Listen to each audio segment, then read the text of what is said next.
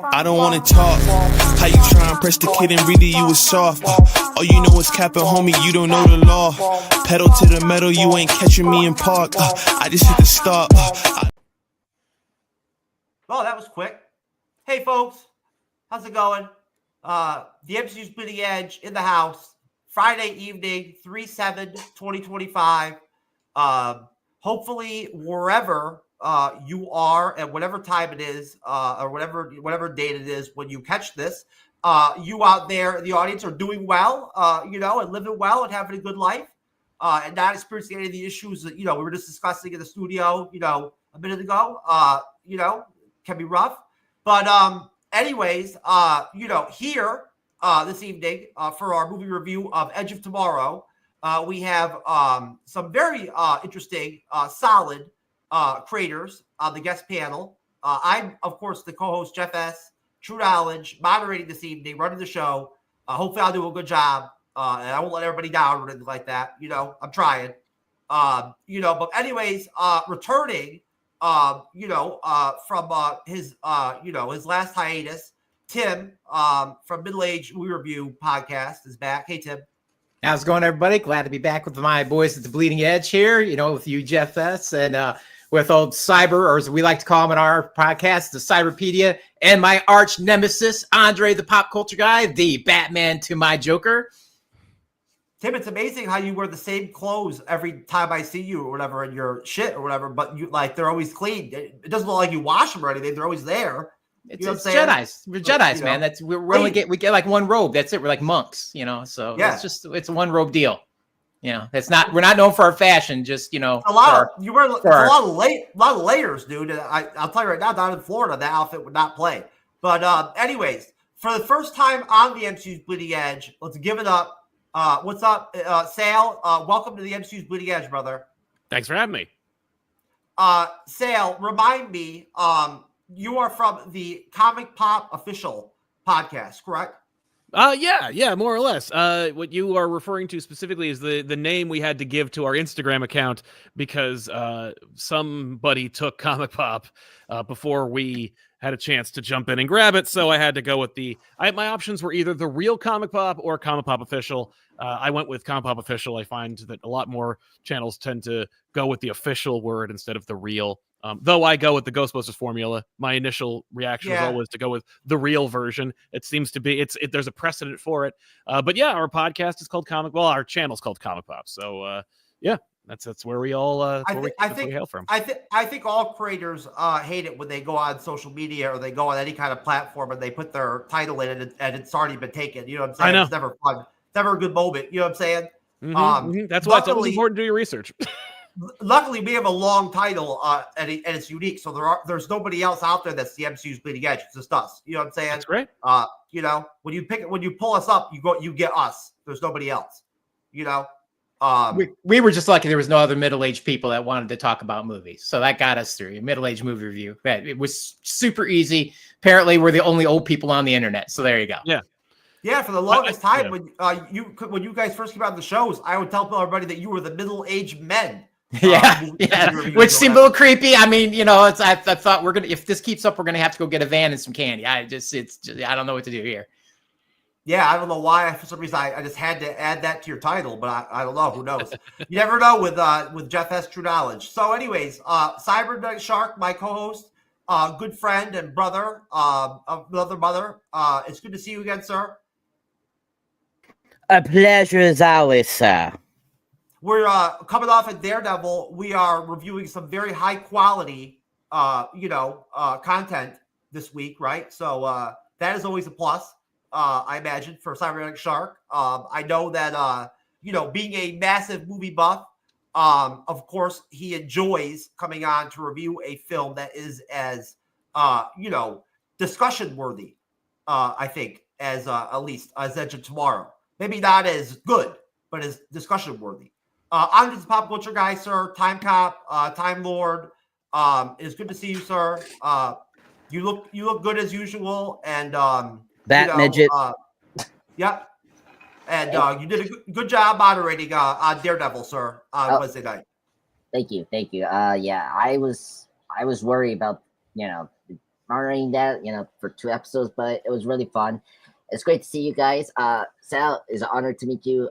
Being a huge fan of your content. I grew up watching your content, and it's just a pleasure to meet you. Pleasure's all mine, Andre. Thank you. Thank you. Sal, you see what I'm talking about with Andre's a pop culture guy? How he is with the other guests. You know what I'm saying? He's such a kiss ass. Kiss ass. Hey, You wonder why people are coming into the studio when they see him and they're like all like smiles and all this shit when they see him. When I was growing up, I was just a kid watching YouTube, and so many content people I grew up, minor, and that's the place I've always wanted to do. And your content was always like the one I was like, oh, I should do this, and look at me now, 10 years, and I can't believe it at this point. Look at that! What a warming moment on the MCU. Yeah.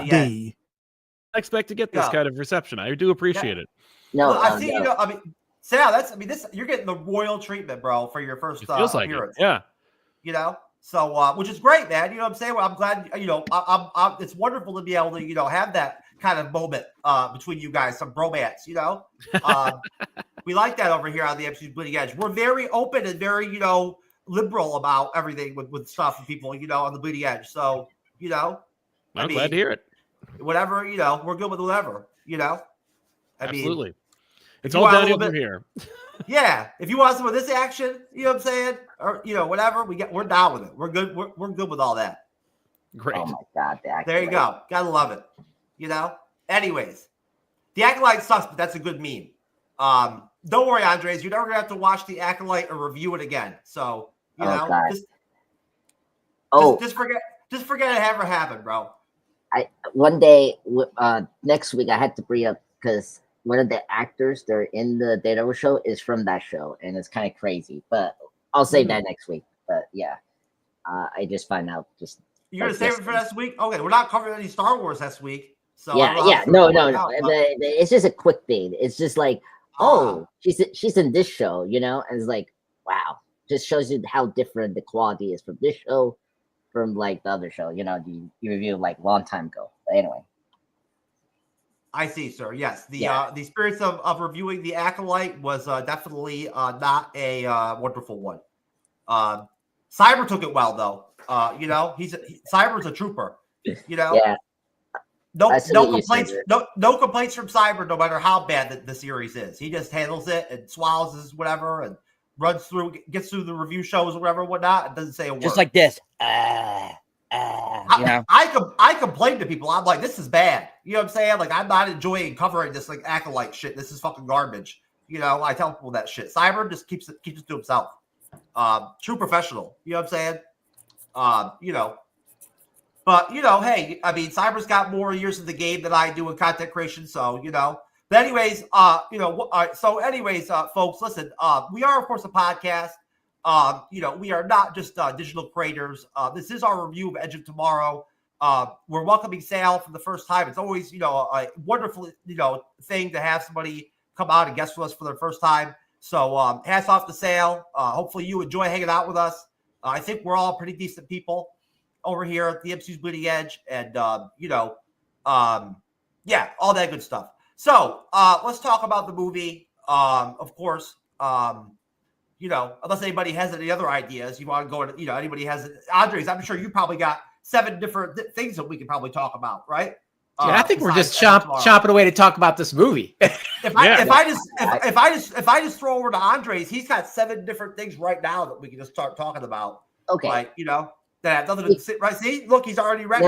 No. Big question. Is this your favorite Tom Cruise role? Like favorite Tom Cruise movie? I'm moderating, sir. Why are you asking me questions? Hey, you threw it at him. I think it's fair. Yeah. Okay. Yeah. You know what? Okay, that's a good question. We'll go around the whole panel on that one. You know what? No. I'm like Tom Cruise has been in a lot of fucking movies. You know what I'm saying?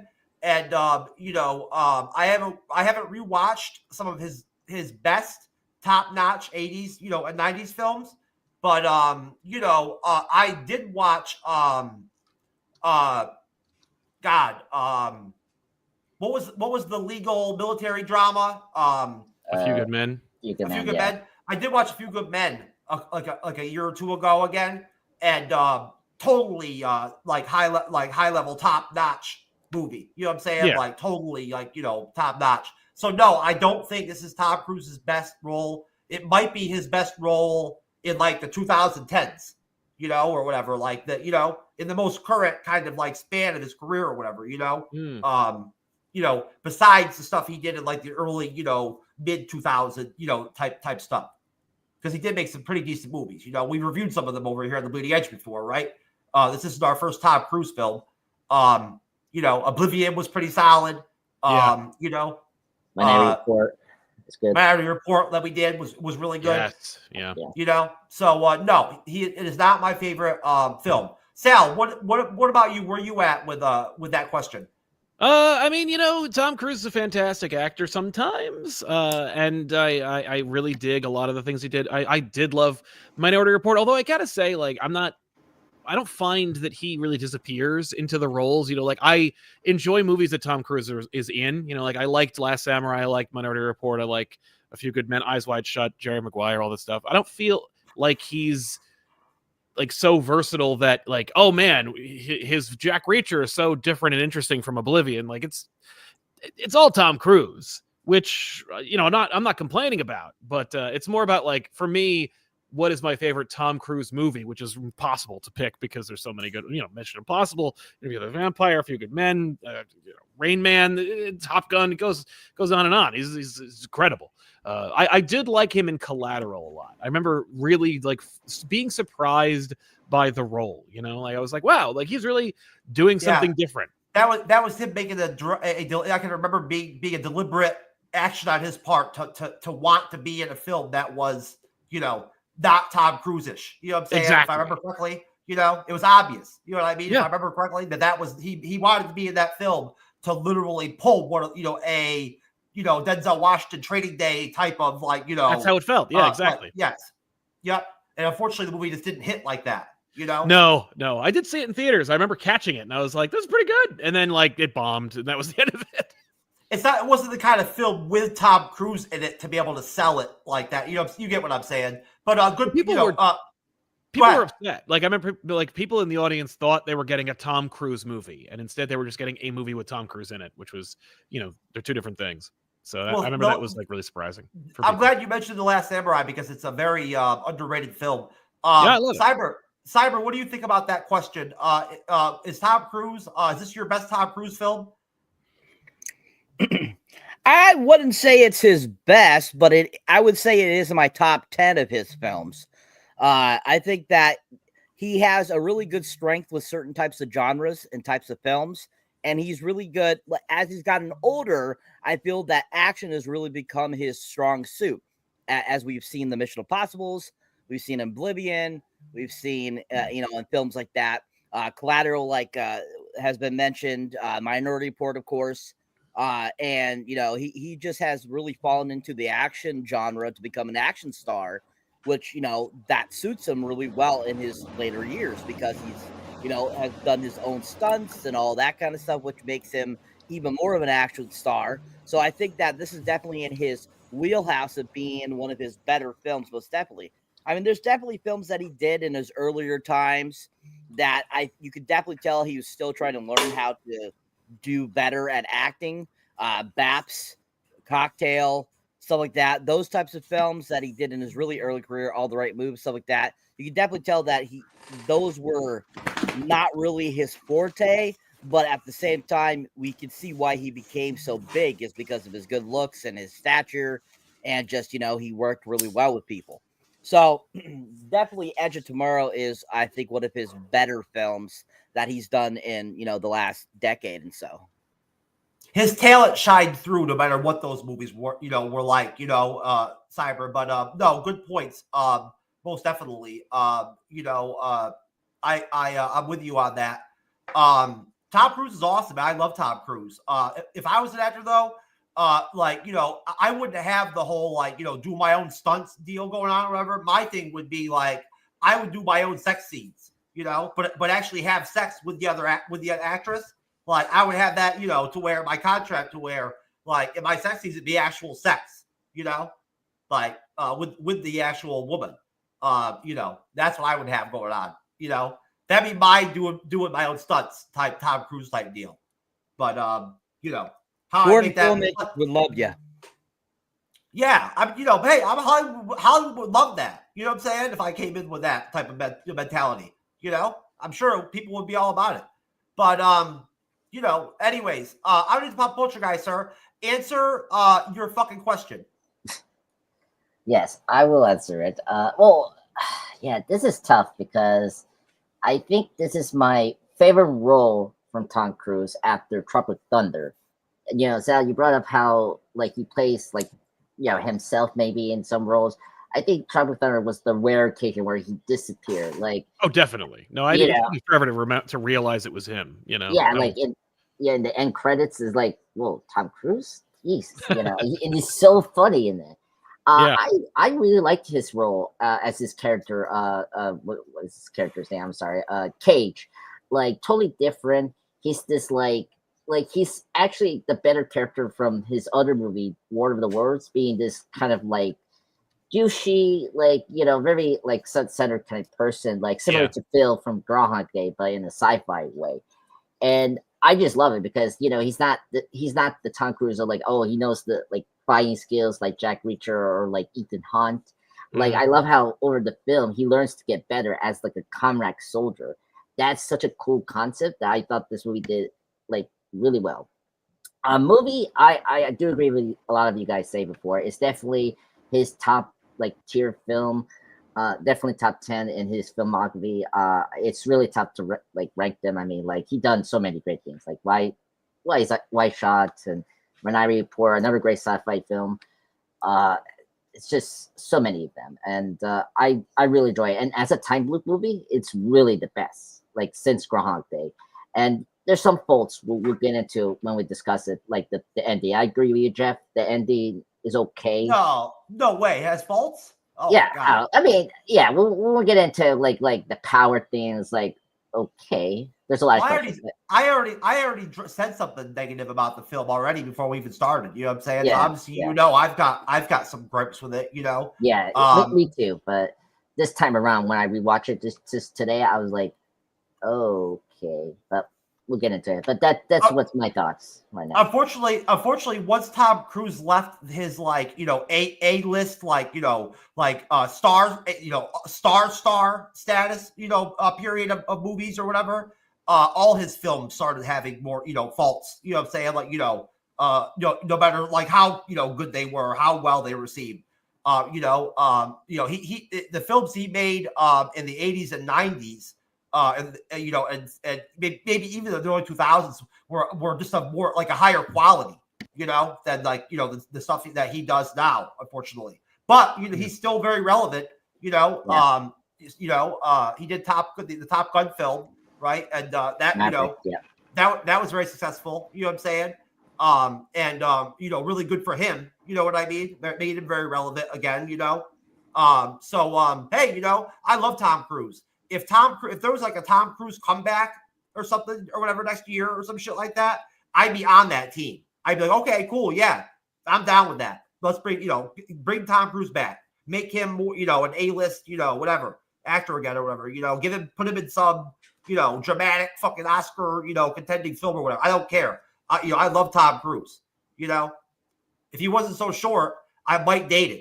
You know what I'm saying? But I don't fuck with dudes that are under 5'10", So, anyways, somebody told me Tom's not that tall. My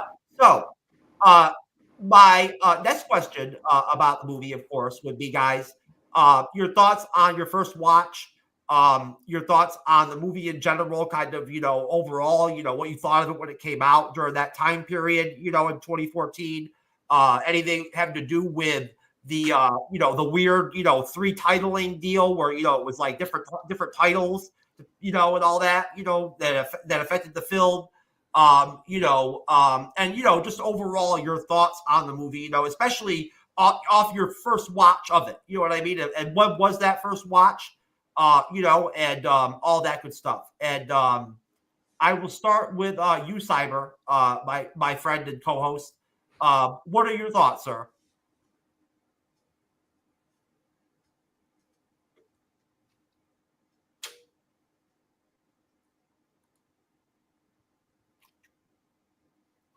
Awkward silence. Thanks, Cyber.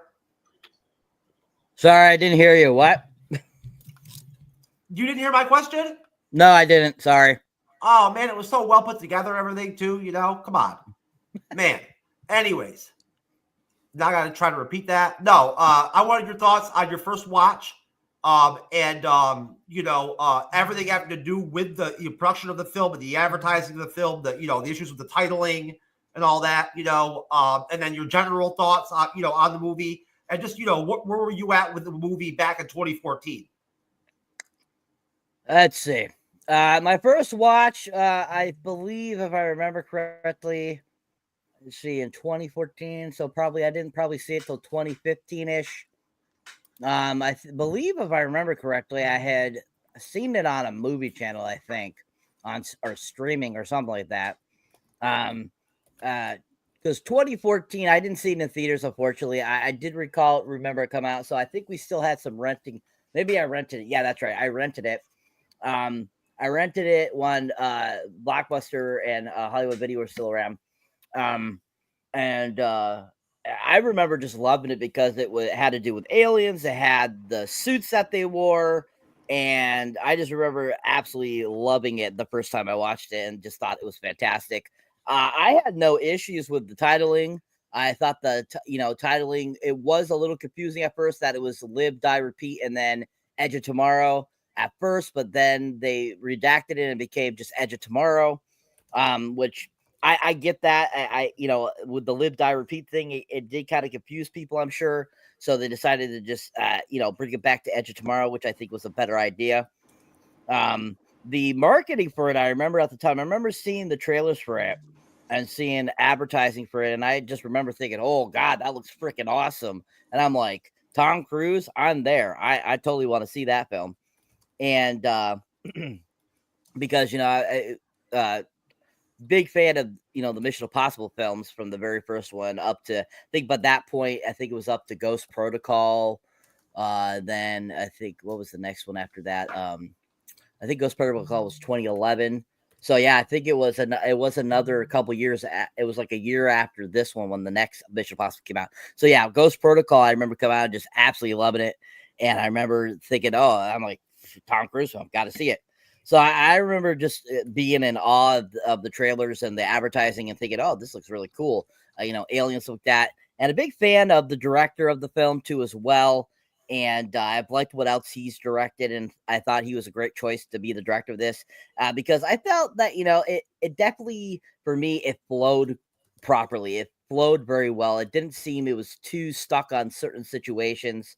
And it kept progressing very nicely. So I remember thinking that my first time around, thinking, yeah, that really flows. Even though it's not fully a 2 hour long film, it still felt like it had enough time to really get the story across from whatever source material they took this from.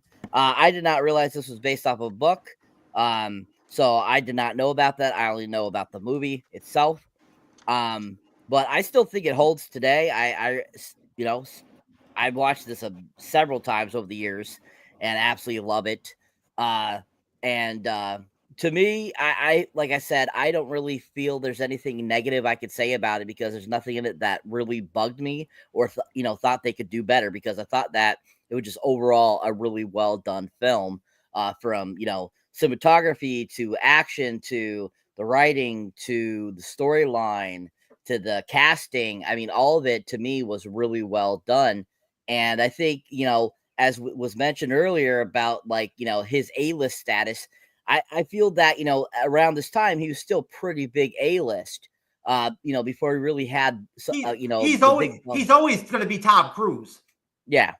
So I don't think he had really at this time, he had any movies that were really that bad, financial wise, because he was coming off several Mission Impossibles at this point. And so, I think that, he was able to get some really good stars to be in the film, and that's why it did so well. I mean, Bill Paxton, Emily Blunt, being a part of this, Brendan Gleeson was really awesome.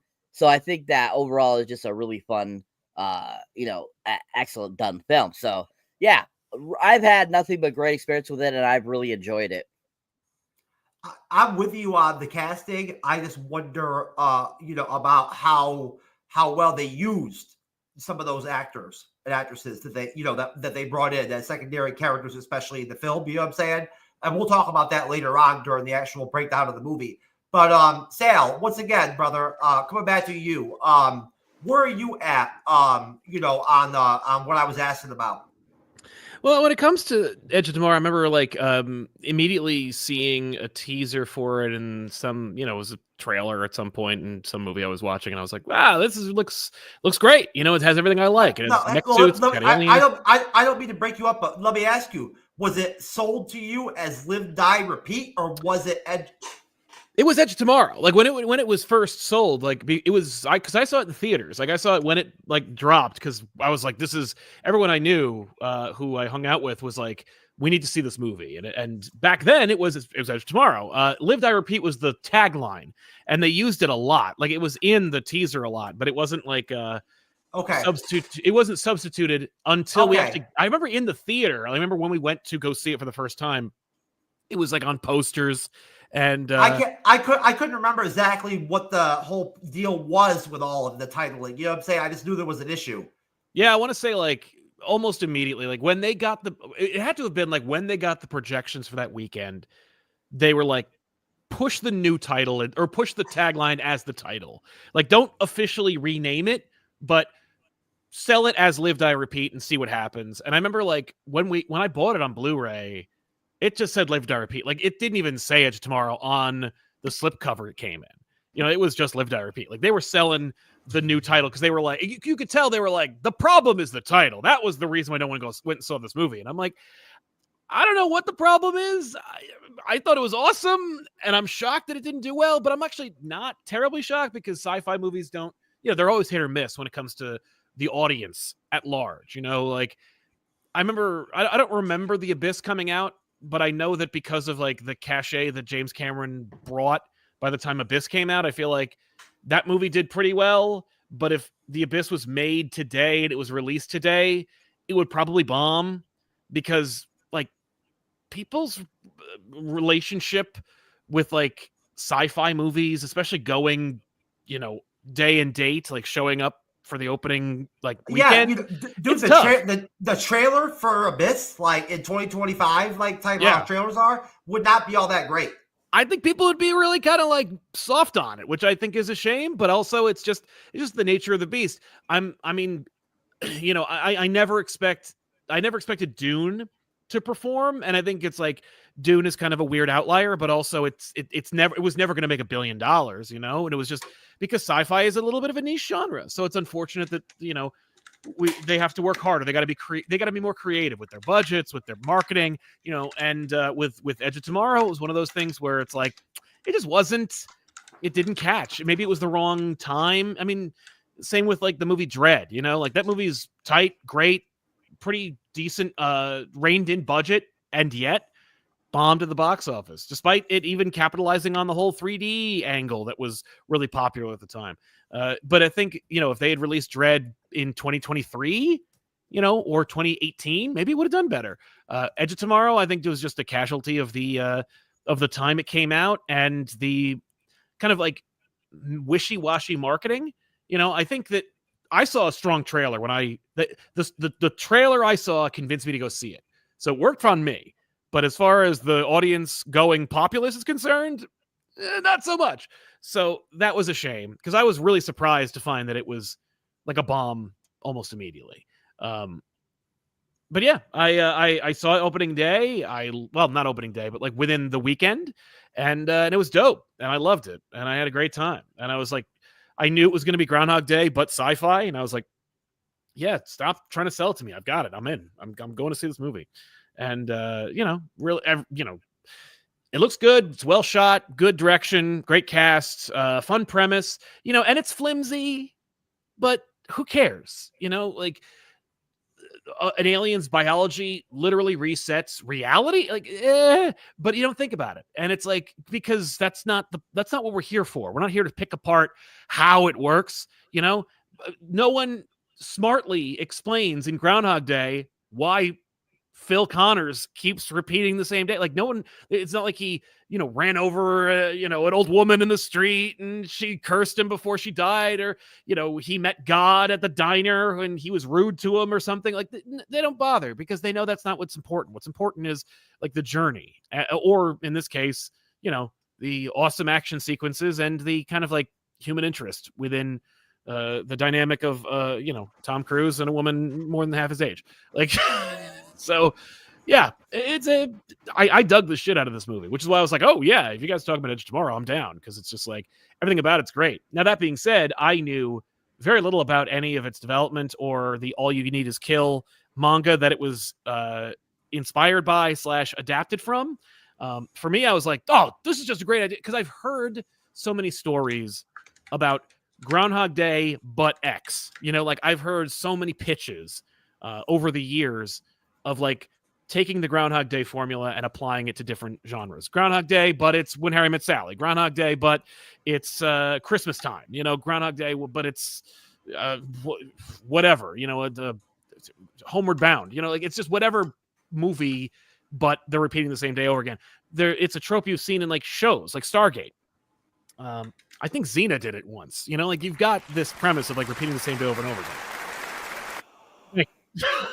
Give you some applause. You're hitting Andre's the pop culture guy, long-winded level. It's true, yeah. So I just wanted to celebrate you. You know what I mean? I told you I fuck with you a little bit since your first show. So exactly, exactly. That's how we do it. But yeah, I dug it. It's a great movie, and I think it's very successful. I think it still holds up too. I hope that it's successful in the aftermarket. Like I assume that the more I hear about it, the more I hear people being like, "Does anybody ever heard of Age of Tomorrow? It's amazing." So I hope that I don't want a sequel, but I just want it to make its money back so that they make more movies that are as good as it. Yeah. No, I mean, honestly, no, you make good points. And I believe 100%, that a movie like The Edge of Tomorrow was probably really good in the theater. Oh yeah, in terms of how that experience elevates a film. You know what I mean? It was probably really entertaining. You know what I'm saying? We could have like a really good MCU movie type, energy. You know what I mean? Definitely. If you can remember that ever happening, at the movie theater anytime recently. That MCU movie energy. It's been a while, folks. Unfortunately, Yeah. Anyways, so got to mention an occasional MCU drop when you're the MCU's bleeding edge, folks. But thank you, Sal. Pleasure. And thank you, I'm just a pop culture guy, for creating the standard of the being really long contribution on the panel type deal and all that. Thank you, appreciate it. Anyways, Tim, what is your intimate relationship with Live, Die, Repeat? All right, well, let me see if I can filibuster this thing. No, I mean, I went and seen it in the theater. So, this was been during the time when I was going to the theater all the time. So, and when I went, it was Edge of Tomorrow. So, I mean, the original title was All You Need Is Kill. That was the name of the manga and the novel. Dude, that's so cool that that our two guest creators both saw the film or whatever, the movie review in the theater. That's awesome.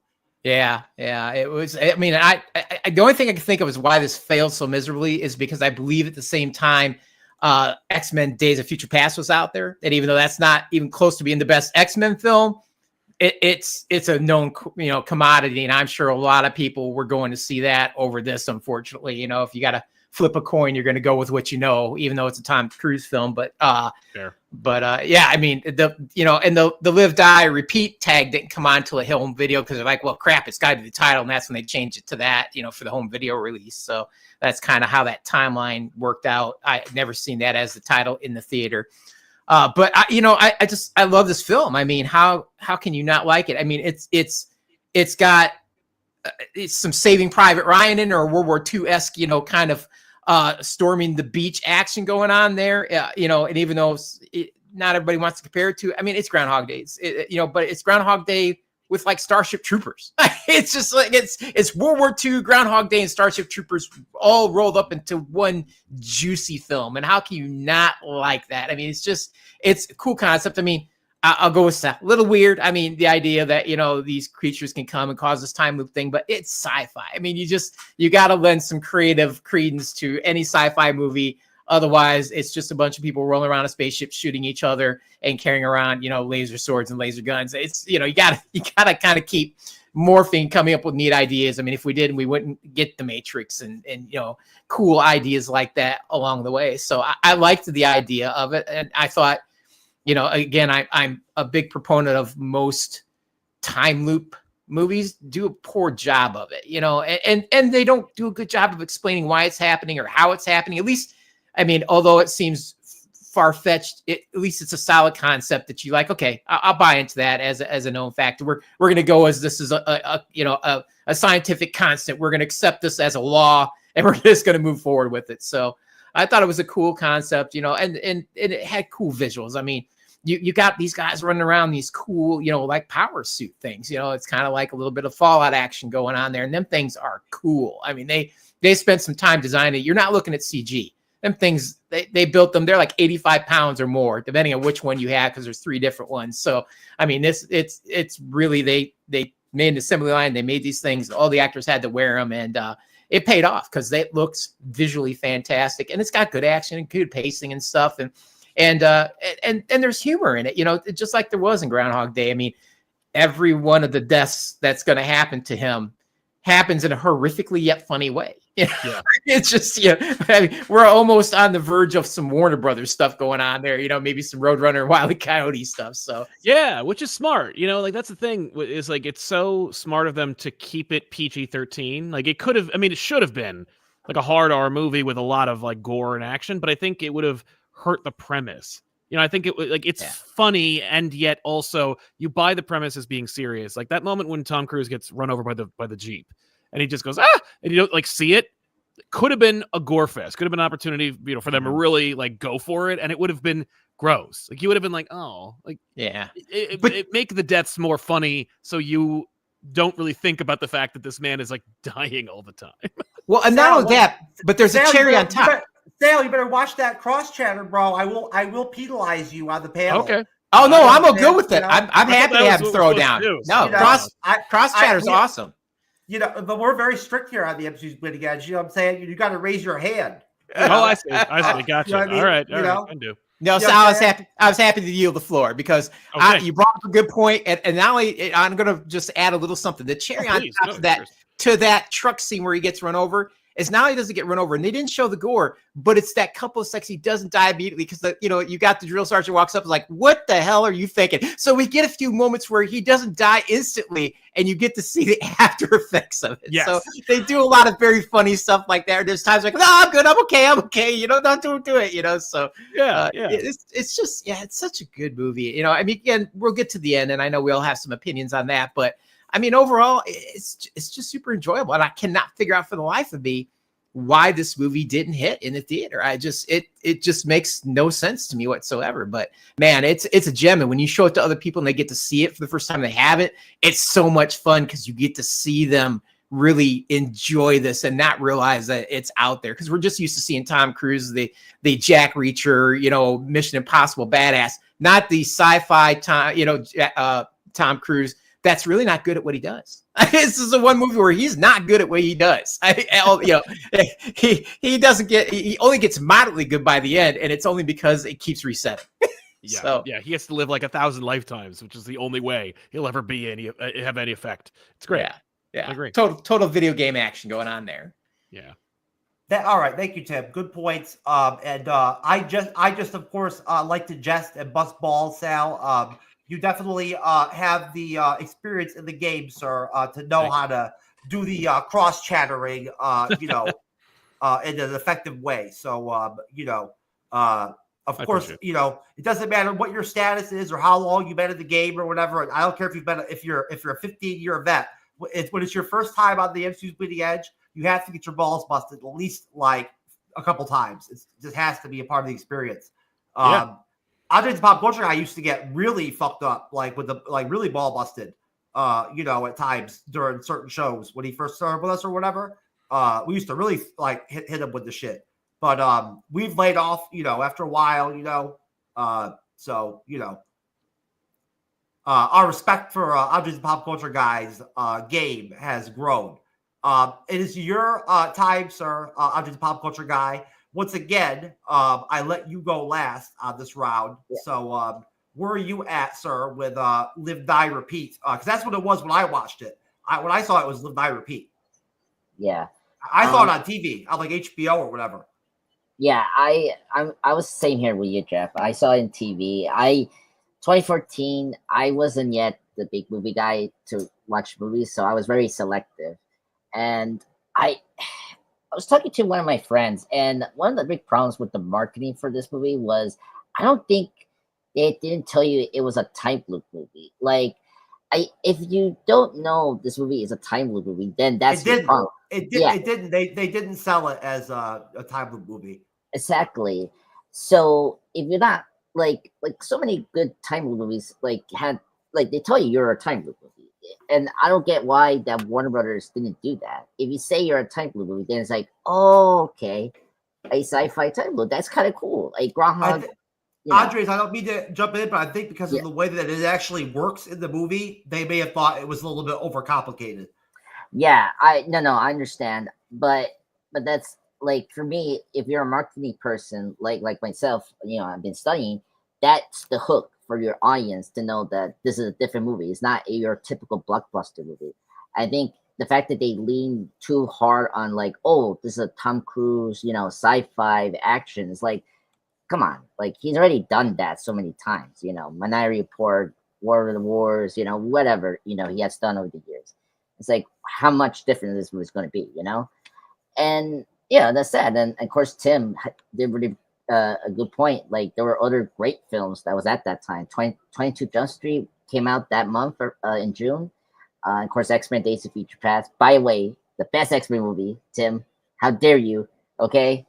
Anyway, if Emily Blunt would have shown her tits in the trailer or something like that or whatever, it probably would have increased the box office by like a couple $100 million. Yeah, maybe. I think that could, but yeah. So when I first saw it, I was like, wow. I was so surprised. It's so well written, well paced, well directed, and like I felt like I was back in that like Steven Spielberg, like George Lucas, like the old fashioned blockbuster, because we don't have that anymore. Like that's why I was so happy 2 years ago when we had Barbenheimer, Barbie and Oppenheimer. It was like we were back again, that like big like event, and I felt like, or the old fashioned filmmaking of blockbusters, because now it's like superheroes and crazy IP, which is fine, but it's like, come on, variety. So it was really refreshing to see this like great like science fiction concept of a time loop in as an action. And plus I think Cyber brought up something that was kind of cool. Like it felt almost like a live action anime. I was like, oh, that's cool, with the mech suits, just like, oh my god, this is like a year before Pacific Rim was released, so it was cool to see like the anime influences coming in. Live, Die, Repeat sounds like an anime title. It's 100%. Yeah, and getting to the title, I think the Live, Die, Repeat sounds better in terms like you understand that's a time loop movie. Like the title tells you it's a time loop movie. But at the same time, I agree with Cyber. I like The Edge of Tomorrow. It sounds cool. It's Live, Die, Repeat is not very creative. Yeah, no, it's not creative. It's just more like it's more clarified for people to say, oh, that's a time loop movie. Like I don't think it's a cool title. I think I'm with you. Edge of Tomorrow doesn't really tell you anything. Yeah, but does The Matrix tell you anything? I mean, who the hell knew what was going on in that movie? You know what I mean? But it still sold itself. It doesn't matter. Keanu Reeves was in it, and the word "The Matrix" just sounds fucking cool. So people were like, "Oh, The Matrix," It sounds dark and like interesting, No, I agree with you, Jeff. Come on, baby. I don't know. Like Warner Bros. Are so stupid. The title was not the reason it fell. It was failed because you guys didn't market the film right as a time loop movie. That's my big thing. The title was totally fine. That was never the problem. I just felt like it was just you didn't tell me up front that it was a time loop movie. If you did, I could easily go into the movie, I wonder But if they what- were just hoping on Tom Cruise's star power, and that's all they really Yeah. needed to do was show you him, and then people would show up. They should have Yeah. called it Tom Cruise sci-fi action movie. They should have just called it, if they film him, they will come. Tavares, right in the butt? What? No. Yeah. There you go, Tim. So- Right in the butt, baby. But yeah, so that's all I have to say. I love Age of Tomorrow, great sci-fi film. I was very sad he didn't perform well. I don't need a sequel. That's the one thing I'm like, you don't need a sequel. I think everything was wrapped up well. I get it, but you don't. They're going to do a sequel. They've been talking about it for years. People want a I sequel. know. I know. But There's a lot of energy for it. You know what I'm saying? yeah, if Tom Cruise is still attached, I think I 100% will watch it because I Top even Gun saw Maverick- Emily Blunt on YouTube in an interview say that she would do the sequel, that she'd like Oh. to do the sequel if they could do it. She'd like to do it. Yeah, I hope so. She was, Yeah, if they could put it together, she said she'd do it. That she'd like to do it with Tom Cruise. So unless they want to replace him with somebody else, you know what I'm saying? Can you imagine substituting somebody else for Tom Cruise in a Tom Cruise movie? no. Jesus, in a sequel, that'd No. be rough. One of the Mission Impossible movies did that, and it's like no, Germany Renner is not the next Ethan Hawke. No. Yeah, that's not work out. No, you can't replace Tom Cruise. Jeff, one of the comments brought this, and this is true. It reminded me of a typical video game where you keep dying and you get back to the spot you die. That is very true. That was another thing I liked about that movie. It felt like a video game movie come to life. Like every time you lose, the game, you go back to where you come. If I ever am living in one of these movies as my life or something like that, these groundhog type movies or whatever, I want it to be a certain situation where I'm like back in like high school, banging high school type girls and shit like that or whatever, and I'm repeating days where I banged like hot, 16-year-old girls or whatever. That's what I want from like my my live die repeat movie life reality dimension. I want it to be like that. What do you think, Cyber? Is that legal? Does that because it's just like it's fantasy, you know what I'm saying? So Well, anything fantasy, even if it has to do with underage sex, unfortunately, will get some eyebrows raised. I would be 16 too. I would go. Oh shit! We actually we lost Sal. I guess Sal didn't like my joke. You know what, folks? If that's what happened, it will not be. No, it actually would be. It would be. It wouldn't be. I don't think the first time on the MCU'S Bleeding Edge we've lost a guest because of something either I've said or dropped during a show. So Sal, if we lost you, brother, it was fun. We enjoyed your contributions during the review, and I'm sorry that my question apparently maybe was too much for you. I personally thought it was perfectly fine, or my opinion. I apologize. But there you go. That is my thoughts on that. We enjoyed having Sal on. But anyways, Cyber, there's what's wrong with wanting to go back and live, die, repeat high school conquests? What? High school conquests, from back in the day. Well, it's okay in your own imagination, but I wouldn't put it out there in public. No? Okay. No, keep it to yourself. Okay. Well, because you know how people could be. Well, I just saw that. I learned. I experienced that with Sal right there. You know what I'm saying? In real life. I feel bad. It was impactful to me. I wasn't expecting those kind of ramifications. But anyways, so I don't want to go on forever. I want to actually get into Edge of Tomorrow, of course. And I think that my dog Dodge actually got himself locked out. So I got to go out and bring him in a minute. But before I do, all right. So in terms of Edge of Tomorrow, the plot and the beginning or the opening of the film, in 2015, an alien race known as Mimics lands in Germany and swiftly conquers much of continental Europe, killing millions. By 2020, humanity has formed a global military alliance, the United Defense Force, UDF, to combat the mimics. However, victory remained elusive until the recent Battle of Verdun, which was secured by the celebrated war hero Sergeant Rita Vrataski. In Britain, the UDF masses forces for a major invasion of France. General Brigham orders Public Affairs Officer Major William Cage to cover the offensive from the front line, but the inexperienced and cowardly Cage attempts to blackmail Brigham into rescinding the order. Brigham has Cage arrested, demoted to private, and sent to the military base at Heathrow Airport to join the invasion as infantry. I'll stop there. Before we talk about him actually getting assigned into his squad and all that, and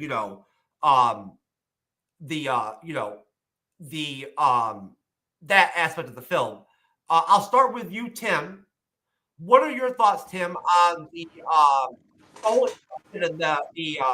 scene in the area of the field that I just spelled out?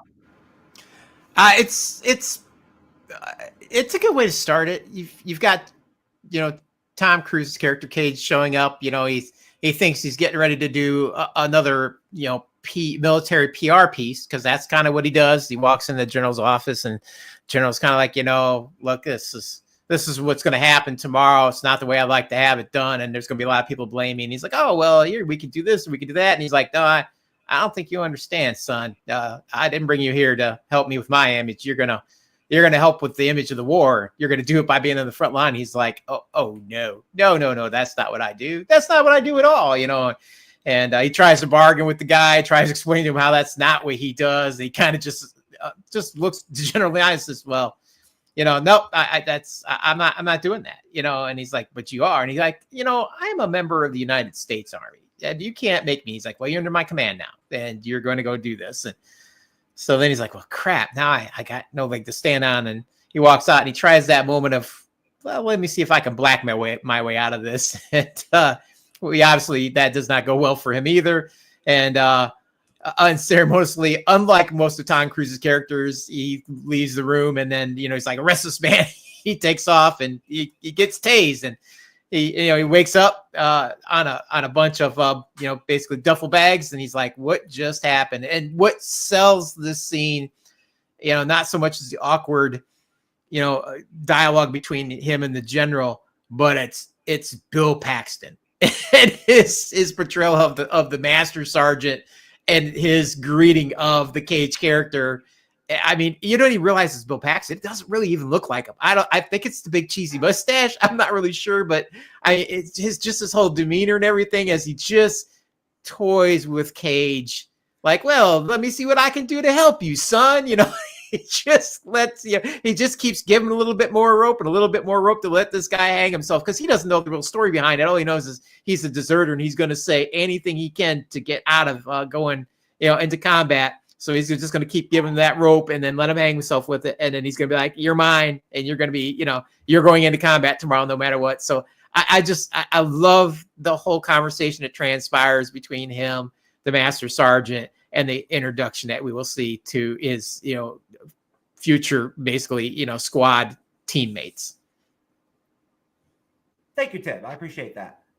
Cyber, sir, what are your thoughts?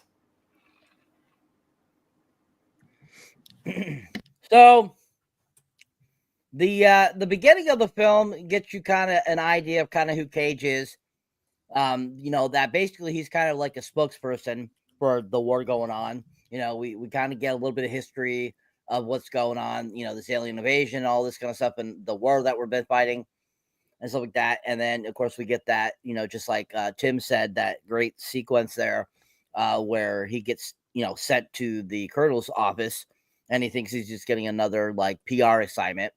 And then he finds out that he's going to be put on the front line. Like, what the fuck? Like I'm a PR person. I am not a person that does field work. I am your PR person. He's thinking to himself, and he tries to, basically blackmail himself out of getting out of it. And then and basically that gets him arrested, which was super hilarious. But that whole scene really kind of gives you an idea of kind of the person Cage is really at that moment before he gets thrusted into this Groundhog Day situation. And you get kind of an idea of kind of how the colonel is, and kind of what the general is, and how he's thinking about this war and everything like that.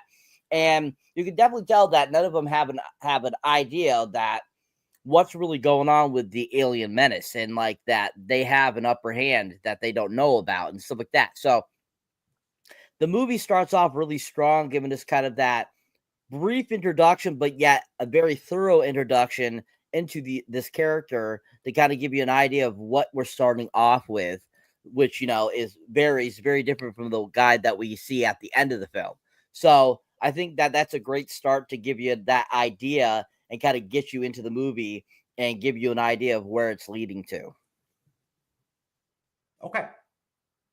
I appreciate that, Cyber. Andrew's pop culture guy, sir. Yeah, I thought the opening was a very good introduction to the world that we're going to be in for a half hour. I thought the expedition was well done. This scene, Tom Cruise in a world that we don't see. This kind of I guess front person for the war, and being I guess a reporter. I don't think he hasn't done that before, so that was kind of neat. And then oh my god. His character Cage was so stupid. Why do you want to blackmail, Brendan Gleeson, an actor that is so much more intimidating than you are, and he's so much bigger than you, and like the fact he thought he was going to get away, from not being employed to the war that's going to happen, the next day. So yeah, and so it was really funny afterwards. He thought he could get away. It gets captured and gets changed, which was very funny. And man, Tim, do you really think that wasn't Bill Paxton? I mean, right there, he has such a recognizable voice, Bill Paxton. I was like, oh, Bill Paxton's in this movie. That's cool. Love Bill Paxton. I'm so sad he's not longer with us. He's such a great actor here in this film. Him being the general, sergeant is really great. He has funny moments. It was very funny. That when he sees his cadets doing gambling, and he picks up one of the cards and tells him, what did I tell you guys about gambling? And of course he doesn't like it, and they take each of them takes one card, and then they eat them, which was that was something I didn't know is this time around rewatching this. I was like, they ate their card. Wow.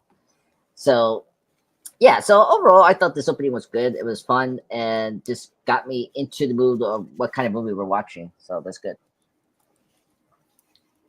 Okay.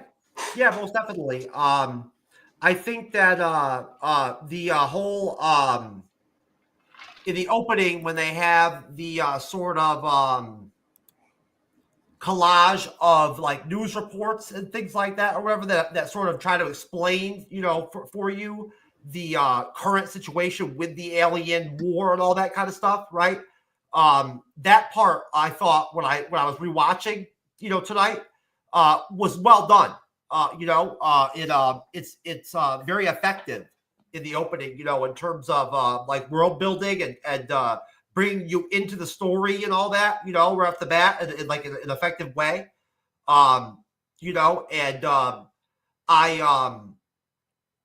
Again, Cyber, had already brought up, as well as others, and I've mentioned it. The casting in this movie is really great, and I love Brendan Gleeson. He, you don't see him a lot in the film, but he's always great. So anyways, all right. So, back to the actual movie itself. So he's assigned to Master Sergeant, Gage is assigned to Master Sergeant Farrell and the misfit J Squad, who dislike and belittle him. The following day, the invasion forces land on a French beach, but are ambushed and massacred by mimics. Cage uses a claymore mine to kill a larger alpha mimic, becoming covered in its blood and mortally wounding himself in the ensuing explosion. Cage suddenly awakens at Heathrow, finding he is reliving the previous morning. He makes failed attempts to warn against the invasion and experiences multiple loops in which he dies on the beach and awakens at Heathrow. His battlefield knowledge and skills increasing with each loop. He tries to save Vertaski's life so she can lead them, but after recognizing his apparent prescience, she allows herself to die, ordering Cage to find her on his next loop. So I'll once again stop there because that sort of covers a large swath of the start of the loop part of the film, and there's a lot of action scenes, and deaths, die of live die repeating throughout that this part of these scenes in this part of the film. So this time, Andres, I'll actually go to you first. What are your thoughts on this section of the film where we get introduced to Emily Blunt's character really for the first time, as a major, component in the movie, and the cycle of the time loop starts. Yeah, well, Emily Blunt's character, like before we see her physically in the battlefield, like we get hints of her character, how important she is. We get a mention of like one of these battles that they won, called the Battle of Verdun, a city in the like northeastern French. So it was like, okay, so she's very important. She's the one that helped like leave a positive effect for the army to like face against these these aliens. So and then see her full on in person was like, oh, finally. And then and this is where it was so clever, like for the time loop, because I don't think I've seen this. Having a person knowing that you had experienced this before is actually a really cool concept, that she knew about Cage and like that situation. So it was interesting, and I really wanted to see what happened, like how she knows that. And so obviously we'll get into that in the next section of the movie. But I was like, that part is where I really like this film, because they were seeding like really interesting ideas that they're going to explore, and the time loops are so fun. Like it's so funny to see. I always dug these moments where like the character is little, wait a minute, why am I back here again? And like he's just seeing like the repeated stuff is very hilarious. I just thought it was like so funny, clever, like especially every time he's trying to escape was funny. Like I don't know, at this part where he was trying to escape from one of the the push-ups, he like rolls over and then the truck hits him. That was funny. I thought that was one of those funny deaths. But yeah, I think this section was really cool, and like you get, and not knowing the alpha mimic is the thing that gives him his abilities, like that like was really intriguing to see. Actually, the designs of the aliens, I kind of dug the alien designs. I kind of wish they were a bit more organic and more original, but overall, I really dug the alien designs. Overall, this section really got me into the film, and I thought they did a very good job of handling the time loops after he gets affected.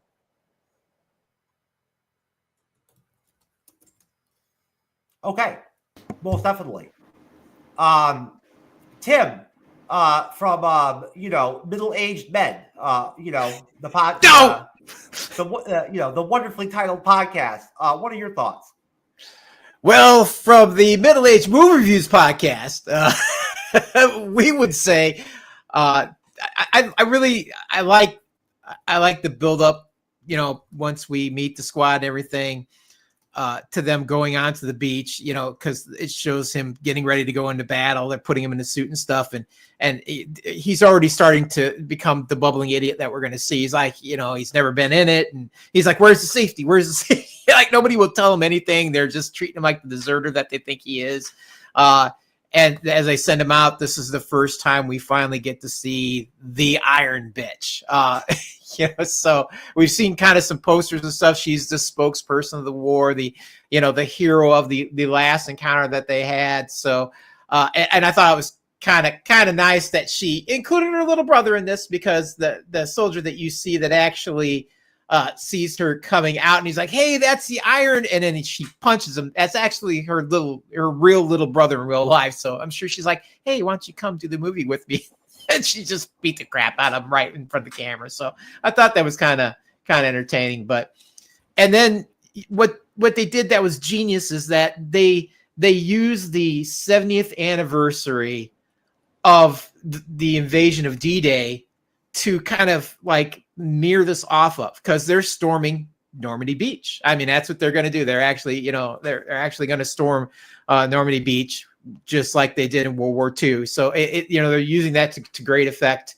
And it's really cool to watch. I mean, not only do we get the practical effects of these cool, like exoskeleton suits that they're wearing, but, we get to see a lot of cool, helicopters and planes coming in. There's landing craft, there's tanks, hovercraft, all kinds of stuff. It's very cool. And, even when they're coming in, it's just like it was in D-Day. I mean, you got, these groups of basically futuristic paratroopers that are coming in, and they're getting their planes shot out from under them. They're having to jump out of planes on fire and stuff. And I thought that was super cool, super entertaining. They managed to land. One of the planes actually falls on one of the guys, like, "We made it, yeah!" Smash right on him. Very entertaining in that regard too. And then we get to watch what we don't normally see, and that's a bumbling Tom Cruise just wandering around this battlefield, lasting way longer than he has any right to do. He can't figure out how to make his guns work. He doesn't know which way he's supposed to go. He can't figure out what's going on. He's just defies all odds for the amount of survival that he does at the beginning of this. And then he finally, he sees the Iron Bitch and kind of watches her a little bit because he knows she's something. He's obviously done news clips on her before and things like that, so he knows who she is, and watches her get killed. And then he finally kind of finds his squad, and they just get wiped out. And he sees that guy who grabbed the landmine, and when they were ready to deploy. And in a last-ditch effort, because he runs out of ammo, doesn't know what else to do, he grabs that thing, pulls it in front of him, pulls the pin on it and blows up. And this is what's going to start our time loop going forward, because this is, of course, and I think they call it the alpha. And so, it's going to bleed on him, making him now the person that the time loop will start to basically focus on. So it was a really cool visuals. It was really cool the way they tied it in with history. And then I like like I said, I like the idea of seeing Tom Cruise not be the baddest ass in the film for once. It was a very unique position for him to be in, and he done a great job with it for a guy who's usually used to being, the eye walking camera, chew bubble gum and kick ass kind of guy. So it was really well done. Okay, Cyberneticshark, sir. What are your thoughts on the secondary section of the film? So, I mean, this is where the movie starts to really pull you in. We get the Groundhog Day effect starting to go into effect here. And we see, of course, his first demise, where that alien particularly this interesting Omega dissolves on him. And we see it dissolve him, which was really cool. And basically he wakes up, from that, and we get that great kind of like, first like repeating. And I think that it's really well done. The graphics in this film are done really well. And, we really get into some great action here that, I think really plays out very well. Like, it doesn't seem very monotonous throughout this whole entire scene. Even though they do repeat quite a bit, they at least show different aspects of the scene or that particular instance in different ways. So it's not always actually repeating exactly what we saw before. We're actually getting more information, more different things happening, more dialogue and stuff like that. So that keeps it very interesting and fun. And then, of course, when we lead into, meeting Emily Blunt for the first time, you're just kind of like, who's this chick? Like, why is she considered the greatest hero of this war so far? And like, why is she so good and all this kind of stuff? And yet when we see her in that first sequence, like during that first encounter and everything, she pretty much dies pretty quickly in every scenario there. So, I mean, it's kind of like, holy shit, like, Like, is she really the great as she says she is? Like, what the hell's going on here? Why has she died so easily, you know? And I think it's funny, like, how, you know, we basically kind of, you know, get through several recantations along with his platoon and everything and stuff like that. And then finally, at one point, you know, we get to a point where he knows exactly what's going to happen and is, you know, destroying the creatures and stuff like that really easily. And then is trying to help her and get her away and stuff like that. And says, you know, I know exactly, you know, kind of, I've done this before type of deal. And she says, come find me after you come back. And you're kind of like thinking, oh, like what's going to happen from there? Like, what the fuck? Like, how does she know that? What's she realizing there? Why did she say that? And so you kind of get very intrigued, like, oh, what's this? What could this mean? Does somebody else have this power? Or, you know, et cetera, and stuff like that. So I think that's really fun and is, you know, makes it very interesting. And just, it's such a great freaking film. And you don't get tired of it. You get, like I said, it doesn't repeat itself too badly. It actually does a good job of keeping the storyline going. And we get to see lots of great action with really great special effects. And it's just super fun. And I think that, you know, this section of the film is really fantastic. We get lots of action, a lot of alien killing, and you just get to see a lot of like fun stuff because some of the kills are pretty funny too sometimes when they happen because it's like, oh shit, I messed up, I'm gonna die type of deal. So I think it's a really great section of the film. Okay. I appreciate that, Cyber. And I agree with you 100%. I think that the whole film is pretty great. You know, it's pretty consistent and it's well paced, as Andre's already mentioned. But I think that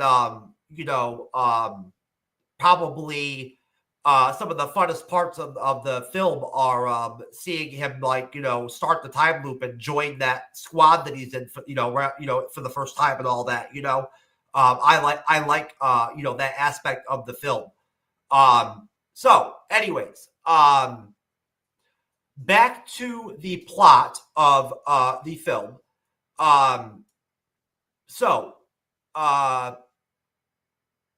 Cage quickly convinces Vertowski of the reset because she gained the same power after exposure to an alpha's blood. Her loops enabled her, an initially inexperienced soldier, to win at Verdun, but a later blood transfusion removed the power. Vertowski takes Cage to mimic expert Dr. Carter, who is a really interesting sort of secondary character that they throw into the film and don't really, do that much with, unfortunately, who explains the creatures are a super organism controlled by a single gigantic Omega mimic. Whenever the alpha mimics are killed, the Omega restarts a loop and adjusts its tactics until the mimics win. Vertowski realizes the mimics allowed the UDF victory at Verdun to make them overconfident in their new mech suits and lure them into overcommitting their forces in retaking Europe, allowing the mimics to exterminate most of the resistance. So I will once again stop there. We are dealing with the section of the film where they're, working together, Cage and Emily Blunt's character in the film, essentially, right, to, sort of work out or put in the time on their strategy, to win overall against the aliens, and it gets a little bit complicated. Some of the stuff with the mimics and the explanations for the time looping and all that. What are your thoughts, Cyber, on that section of the film and the whole I guess film explanation or in general explanation for the time looping with and the mimics in general?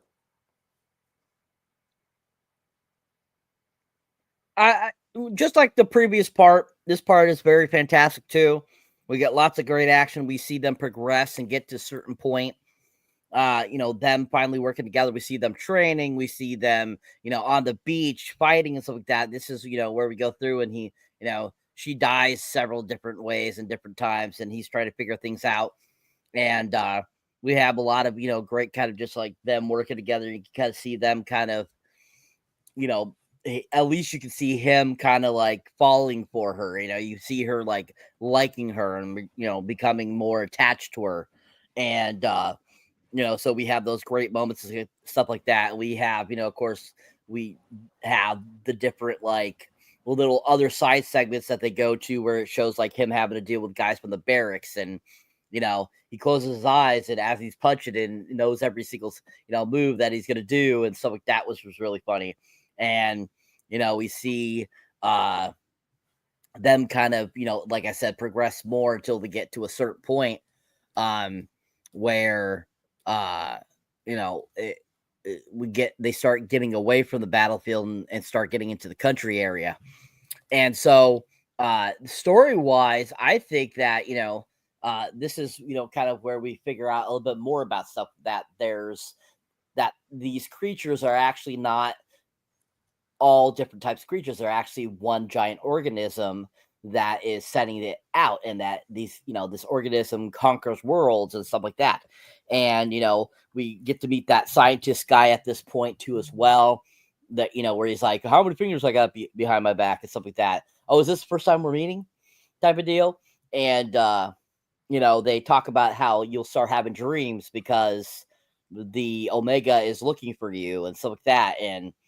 And so we get kind of like kind of that type of deal going on, where he's like waiting for that stuff to work as they're trying to progress and stuff like that.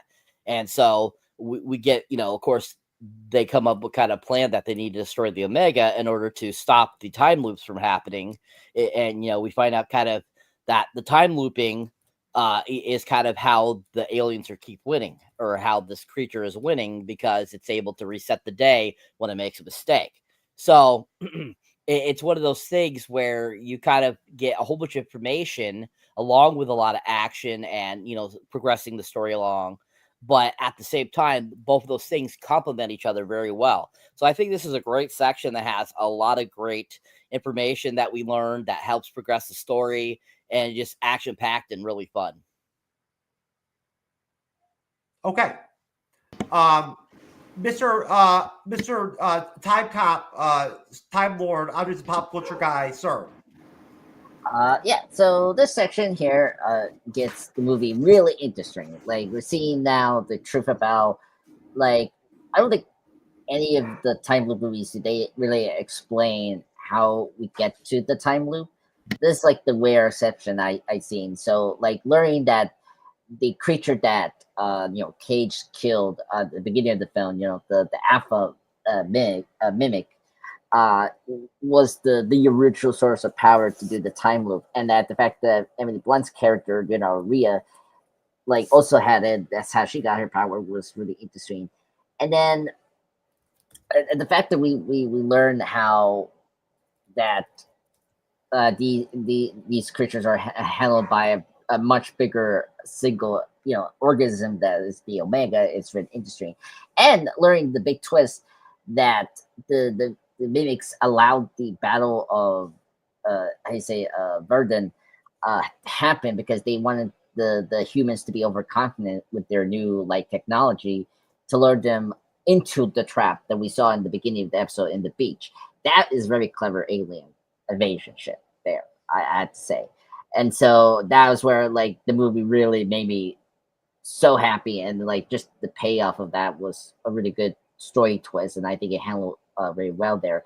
Plus, you seeing the chemistry between Cage and Emily Blunt's character are really great. I think they're a great duo. Like he starts to care more about her as a character, and slowly he learns to get better at the art, the mech suit and all that. And I think what's great about here is just seeing how how just unprofessional he is as a soldier, inexperienced, and the fact that she was similar to Cage, also an inexperienced soldier, but learn, to be a better soldier over the time loops, that you're going to see that again with Cage, similar to her. So that was all like very clever stuff there. And the humor here is really great, seeing all the multiple deaths when he's getting trained by with Emily Blunt's character is hilarious, especially he literally broke all his body, like his back, and then he has to show her to get back to the time loop. And then the secondary character, the like mimic expert, Dr. Carter, great character actor Noah Taylor. I was surprised he was in this movie. I think the moments he's in this film, he does make it up, and it's always cool to see a time loop. I like the payoff what they do when Cage tells him that he's holding like 2 fingers back of him, and then like he really experienced this conversation. Like I always thought that.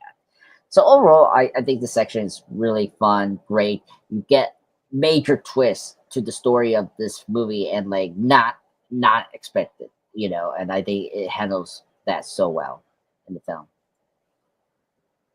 Okay. Tim. So this is where we squarely get into the video game aspect of this movie. This is where we're going to start to see, reset after reset. And even though I think we only get to see about 25 resets, we're to understand that it's hundreds and hundreds, if not thousands. And, and it's anybody who's played any kind of adventure video game or played a video game where they've got to beat a boss and they're going in again and again and again, trying to like defeat this and figure out the moves and what they need to do. They're mapping it out, which I enjoy a lot, because I remember like sitting down with Zelda and you're mapping out the maps and figure out who you got to go by, what you got to have to defeat this. And I like this, like, okay, somebody steps this way, then I shoot up, then we got to stop, duck, roll around here. It's almost like they're choreographing this whole thing. It's very entertaining. And then, not only do we have, him and Rita working together on this, but they bring in Dr. Carter, who's now basically working as a mechanic, even though he's a particle physicist, but was laughed out of, basically his position as a scientist within the military because of his theories on the mimics and stuff. And he's spot on. He's right on the money with it, but only she understands it because she was in that time loop. And then she was able, of course, to find Cage and go, this guy was me. And so they are able to move forward, but they understand, that these mimics, even though they're really, at least I don't think they explain it in this, but in the book, they're nanobots. So basically they're nanobots. They create themselves out of whatever's here. And then, that's how they just keep creating more and more and more of them. And so the nanobots are smart too, because what do? They use their knowledge of knowing that she had the ability to run the time loop for a while until she lost it, Rita's character. So they use that against them and let them win that battle and made them overconfident so that they would basically deploy all of their forces in a final push battle that they thought they were going to be able to eradicate these mimics. And the mimics know, like, no, this is not going to happen. We've got the power back. All we got to do is just wait. We're going to be able to wipe them out because they're going to deploy everything they have. After this battle, their entire military fighting machine will be done. But then, of course, they accidentally lose the power again because Cage gets it. So now they have the ability to like I said, choreograph and work their way through this, but they really can't do a lot other than choreograph until he starts to have the visions. And once he has the visions, then he can come back each time and be like, hey, this is what I've seen. Now try to go find this for us. And so it keeps trying to, it's like pieces. Once he starts to have the visions, it gives him pieces of the puzzle. So not only is he able to choreograph his way across the country, but now he has a goal. I know this is where I need to be. This is what I have to. This is the next achievement, the next level, the next, gate, whatever you want to call it, that I have to get to in order to finally fight the big bad boss at the end. So very video game like, but I enjoyed it a lot. I thought it was very well done. And they had as much interesting scientific gobbledygook in there as they do entertainment with the deaths and things like that. But overall, just really well done. Most definitely. There's a lot of, reasons, when you watch Edge of Tomorrow to have, I think, at the end of the day, a lot of positive things to say about the film. It's a very easy to talk about movie for me. It just has a lot of interesting things going on as a movie. A lot of layers, I guess you could say. I personally, just me, in the audience, after watching the movie, I guess probably 3 times now, I still don't totally, completely, 100% understand all of the mimic, stuff with the time looping and all that and everything. It is a little bit, deep, but hey, I also smoke a lot of marijuana, so it's very possible that killing, somebody's brain cells may have affected my ability to, handle that depth. But regardless, great points, everybody.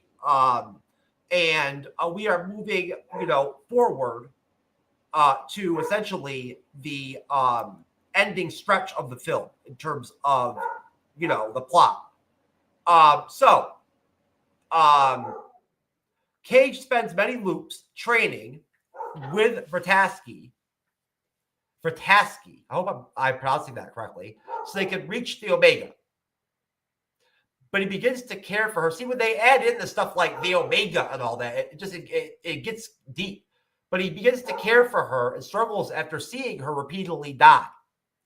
He experiences a vision of the Omega concealed in a German dam, and he and Vrataski seek it out.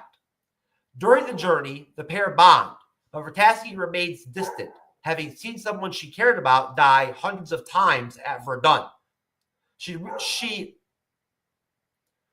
eventually determines that this is not the first loop in which they approach the Omega. Cage reveals that she always dies before reaching the dam, regardless of his actions, and he is unwilling to kill the Omega and end the loops if she will remain dead. Upset, Vrataski attempts to leave but is killed by a mimic. Despondent, during the next loop, Cage travels to the dam alone. He learns the vision was a trap and is ambushed by an alpha, but Cage drowns before it can remove his power. So that will be our second to last section of the film for questions right there. And I'll go to you for the first time, Tim, as a leader of the panel of a question. What are your thoughts on that part of the that meat part of the film, sir? Where it ends up getting to the point where where Cage actually doesn't want to continue with Emily Blunt's character anymore because he's so sick of the her dying.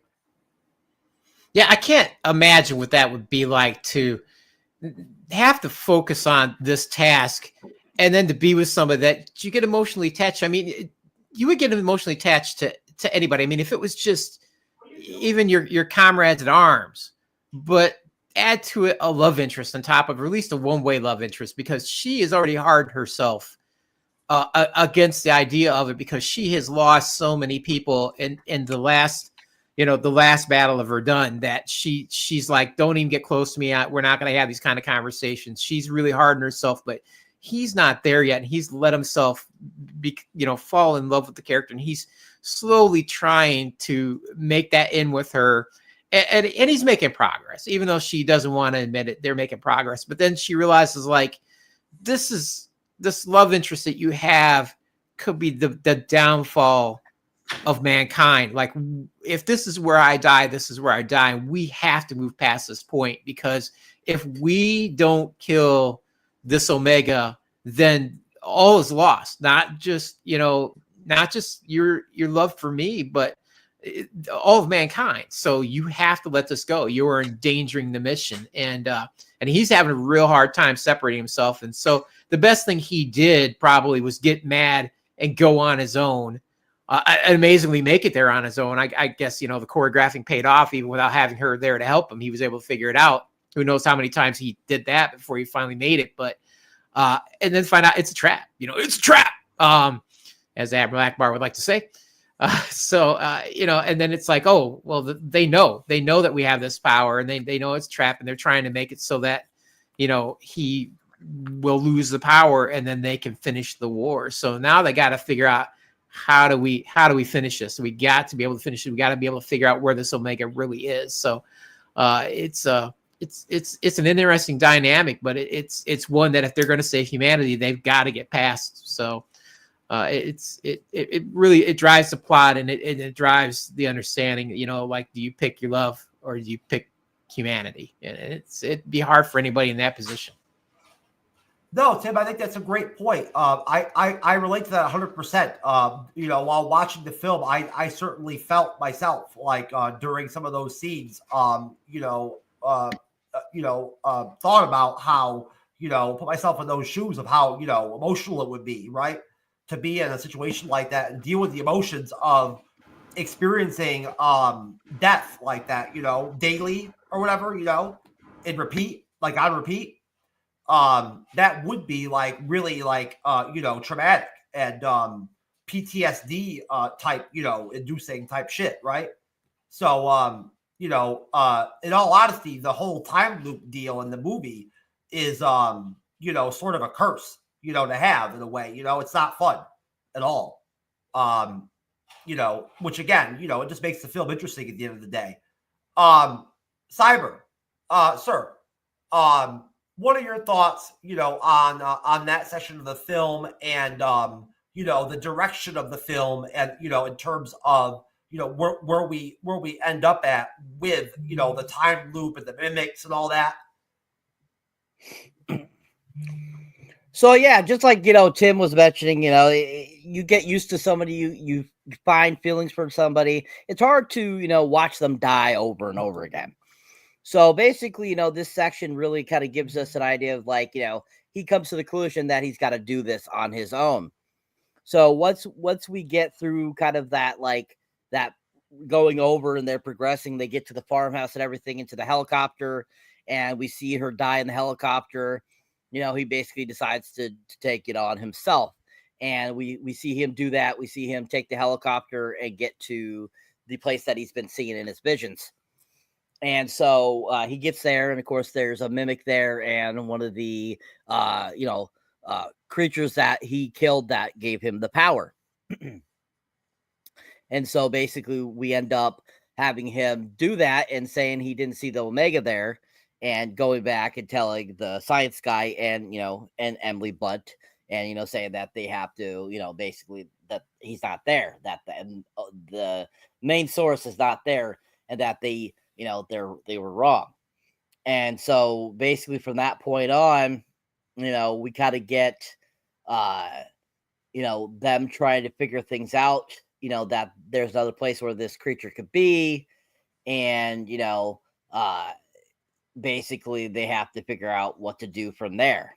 And so, I think it progresses the story very well. It gives us different things. It gives us some, differential from the previous, repeats that we've seen in the film prior to this. And we get kind of a better sense of, like I was saying before, by this point, we're seeing a completely different Cage. We're seeing that he's progressed to a certain point, because at this point, we have no idea how long he's been doing this, how many times he's died, how many times he's had to repeat this, because think about it. I mean, if he's gotten that close to, Emily Blunt's character, and he's found out all these different things, and he's learned all these things and has become basically like a master of killing these creatures, it's got to have been months. It's got to have been weeks. It's got, it's definitely a huge, long time that it's been that it's taken to do this. So this is taking a really long time. So we get to kind of see the progression faster than how we would see it in reality too, as well. So I think that they do a good job with that, in this section as well. So I think that, this is a really pivotal section, giving us all this great information leading up to kind of, getting to the next point, kind of the climax of the film, and really gives us kind of an idea of like, oh, they're on the right track, but they missed something and they have to figure it out. And it gives you kind of that mystery of like, oh, where's it going to go from here? And I think that they do it really well. It makes the film very interesting and really entertaining. I'm with you, Cyber, most definitely. And I think that, like very much a la Groundhog Day, right? It's almost inevitable in a sort of time loop style film, that you're going to have that process over time where there's only so much of it. You know what I mean? That the person participating in that loop can take or whatever or handle living that live, die, repeat sort of like cycle of life. You know what I mean? In all honesty, when you do think about it internally, while watching, I guess, it does, it's deep. And I can imagine, you would imagine in real life that actually living life like that would probably not be very fun,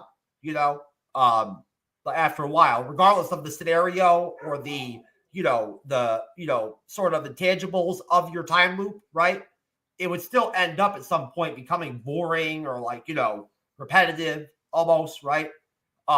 In this film, they really, do something different with it, and add that emotional component by adding, in war, and killing and, the trauma and toll of, death and all that. So it is pretty deep. I'm just a pop culture guy, sir. Did you cry, sir, when Tom Cruise was sad because Emily Blunt kept dying? Well, not to the extent, but I kind of feel sorry for him because I mean, just we're talking about Groundhog Day. This section reminds me of the the depression time for our character.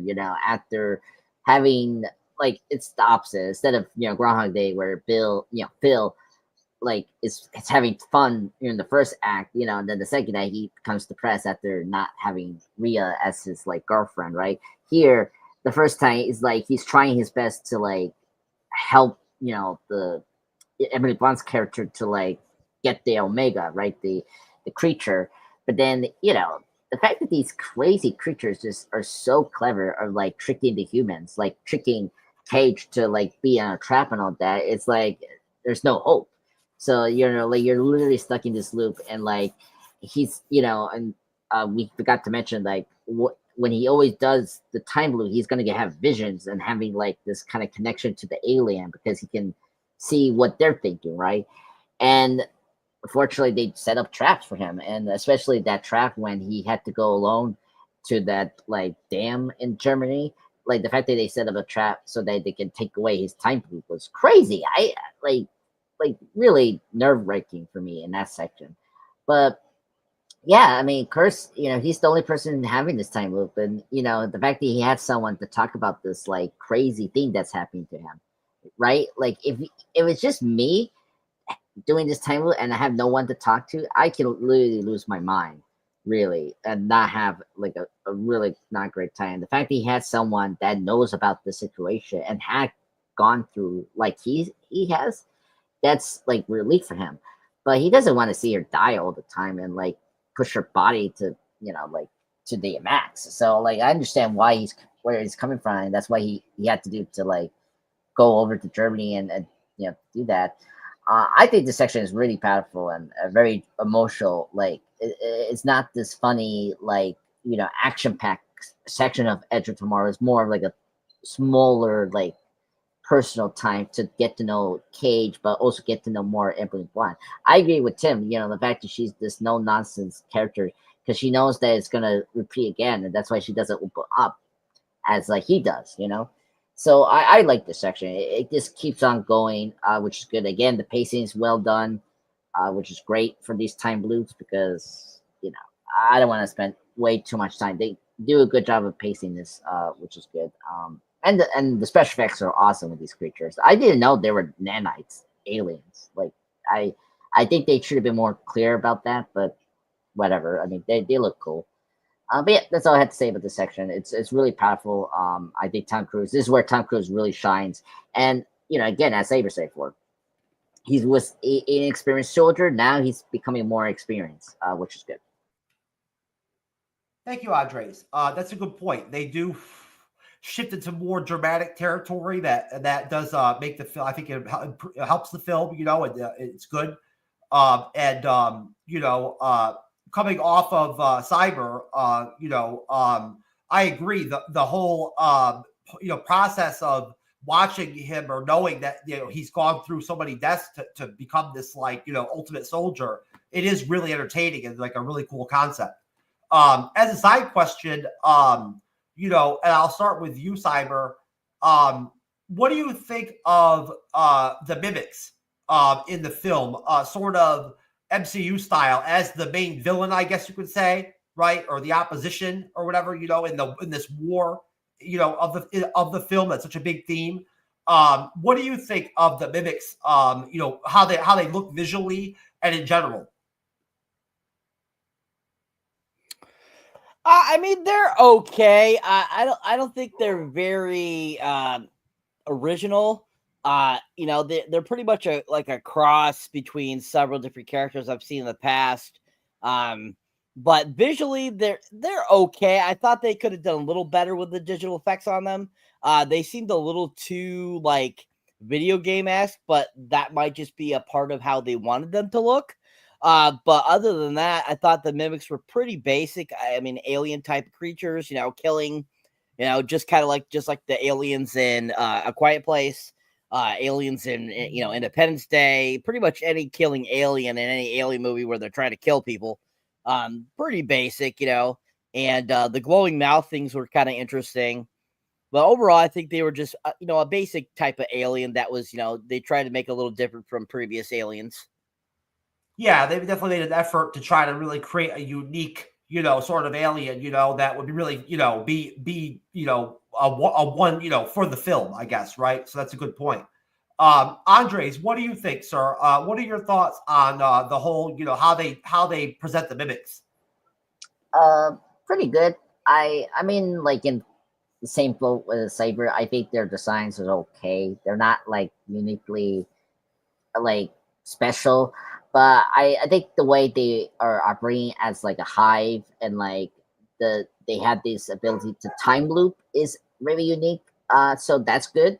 So, but they're it's called functional. Like they're functional in the plot of this film, which is good. So that's all. I guess it makes sense, you know, that they're aliens, right? You know, so Yeah. that, you know, that they would have like, you know, technology and abilities and things like that, you know, that Yeah.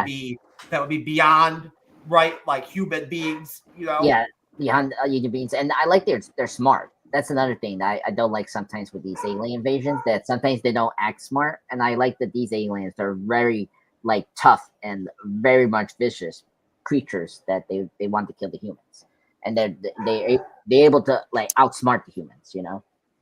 Do they ever explain in the movie how the mimics actually like got to Earth and all that? Like, do they ever show them like on a ship coming into the planet or something like that? Like, or... Yeah.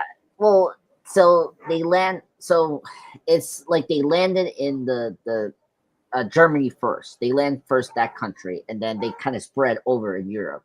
They haven't gone. Go ahead, Tim. Sorry. It's the asteroid at the beginning. Yeah, the asteroid. You see it in the news footage. Sorry, go ahead, Andreas. I just thought I'd point that out.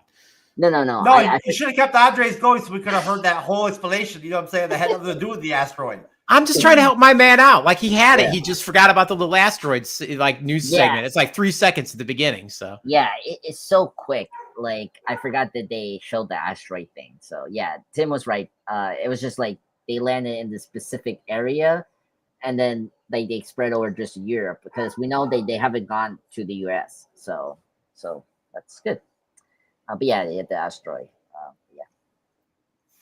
Good job, Tim. Way to be on the spot with the asteroid information, sir. I was not even aware of that. I didn't even notice it. I mean, yeah, because what it is basically they come in on that asteroid, and when they land, they're kind of assembled by nanobots. Again, you know, they go out and they find the material, they create the little creatures that they are, and the idea is that they're here to terraform the planet. So you got to get rid of the indigenous, people that are there first, so that you can terraform it and get ready for the aliens that have created these things to come and take the planet over. So that's kind of the backstory. They don't really explain it in the movie. Like you get that couple of seconds of the asteroid at the beginning, and where they kind of talk about it shooting down, but they really don't go into depth. I think it was one of those we really don't need to go that far into it, but that's the premise in the book. So, and then I think it's, and then when you think about it, it's like, okay, now you have to have these creatures, like a whole army of these things. And we've seen, you know, aliens of all different types, but now you got to create something that's gonna attack a military, that's gonna, you know, like, and we've only seen a scale like that, you know, in most movies it's ships.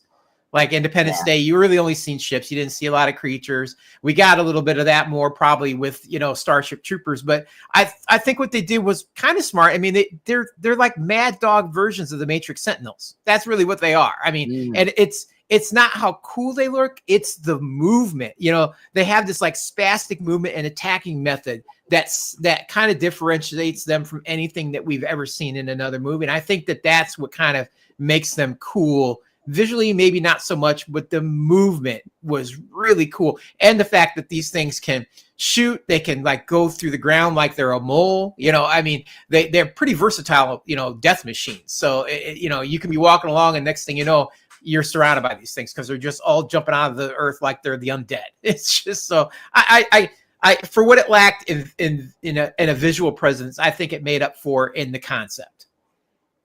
Hey, you know, I think that probably being, you know, and being responsible for having to, you know, produce these films and, you know, create a villain or an alien race for, you know, as a villain in a movie or whatever, you know, that's tough. It's a tough job, you know, for somebody, you know what I mean? There's been so many alien movies, you know, and so many movies in general made, you know, over the course of, you know, 100 years or whatever, right? That, you know, nobody wants to be duplicitous, right? You know, or be copying, you know, when it comes to, you know, their monsters or their aliens or whatever in movies, you know what I'm saying? So, you know, it's tough, you know, to go out and try to be unique, to, you know, pull off, you know, something like that, you know? And they definitely did something interesting with what they did, I think. You know, it was different. And, you know, different's always fun. It's good. You know, but I don't know. At times they came off almost like they were too OP, like too powerful almost as an opponent, you know, versus like the humans. You know what I'm saying? You know, I always have like you know, my thing with these creatures is like they don't look unique, and so it's hard for me to know which one's the alpha, and then like I know what's the omega creature, like. It doesn't move, but like I always get kind of confused, like which one is like the low key mimics, and then like which one's the alpha like creatures. Because I couldn't tell you. Yeah, like they look so like it's almost like Transformers a little bit. I think orange blue eyes is the only way I was able to differentiate. Like that, it's orange eyes, blue eyes, because you can't focus on these things unless they sit still. You just can't focus on them. It's like a cat of nine tails that's full of razor blades whipping at you. How do you fight that? You know what I mean? That's like, I don't even know how you would battle that thing because it's just whipping stuff all over at you. Doesn't have definitive limbs or anything to really work at. It's just all these little tendrils coming at you, trying to eliminate you. Yeah, it doesn't mass up into like a formed, you know, physical opponent. You know what I mean? That you could just, you know, attack. You know what I'm saying? In mass, you know. They sort of are all over the place and can kind of slither everywhere, you know. You know, and they come out of the ground and all that. You know what I mean? It's very inventive, you know.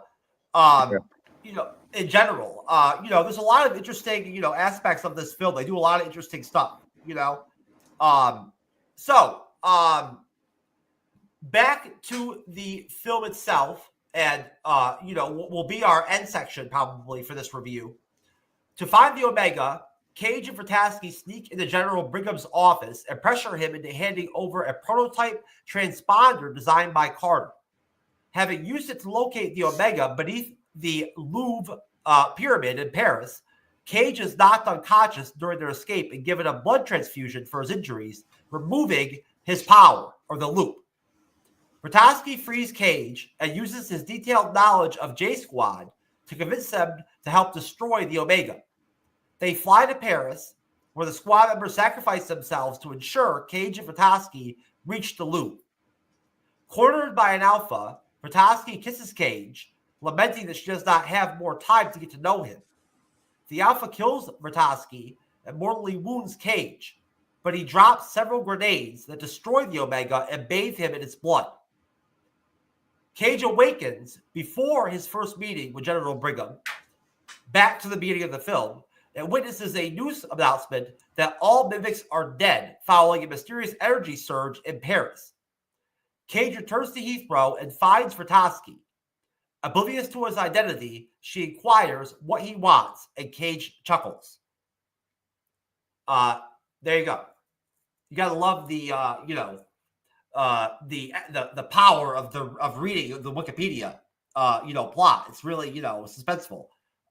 Anyways, so Tim, you please, sir, take the honor of going first. Let us know what you think and what your final thoughts are on the end section of Edge of Tomorrow. I think there's been a consensus already where we've kind of talked, and there's some disappointment, but I don't know how you end this better than they did. I mean, because like I said in the book, they don't end with there is no Omega, and at the end of the book, they're still fighting these things. So that's not very satisfying, and so I think coming up with the Earth triumphs over the evil aliens is the way to go. You want that happy ending.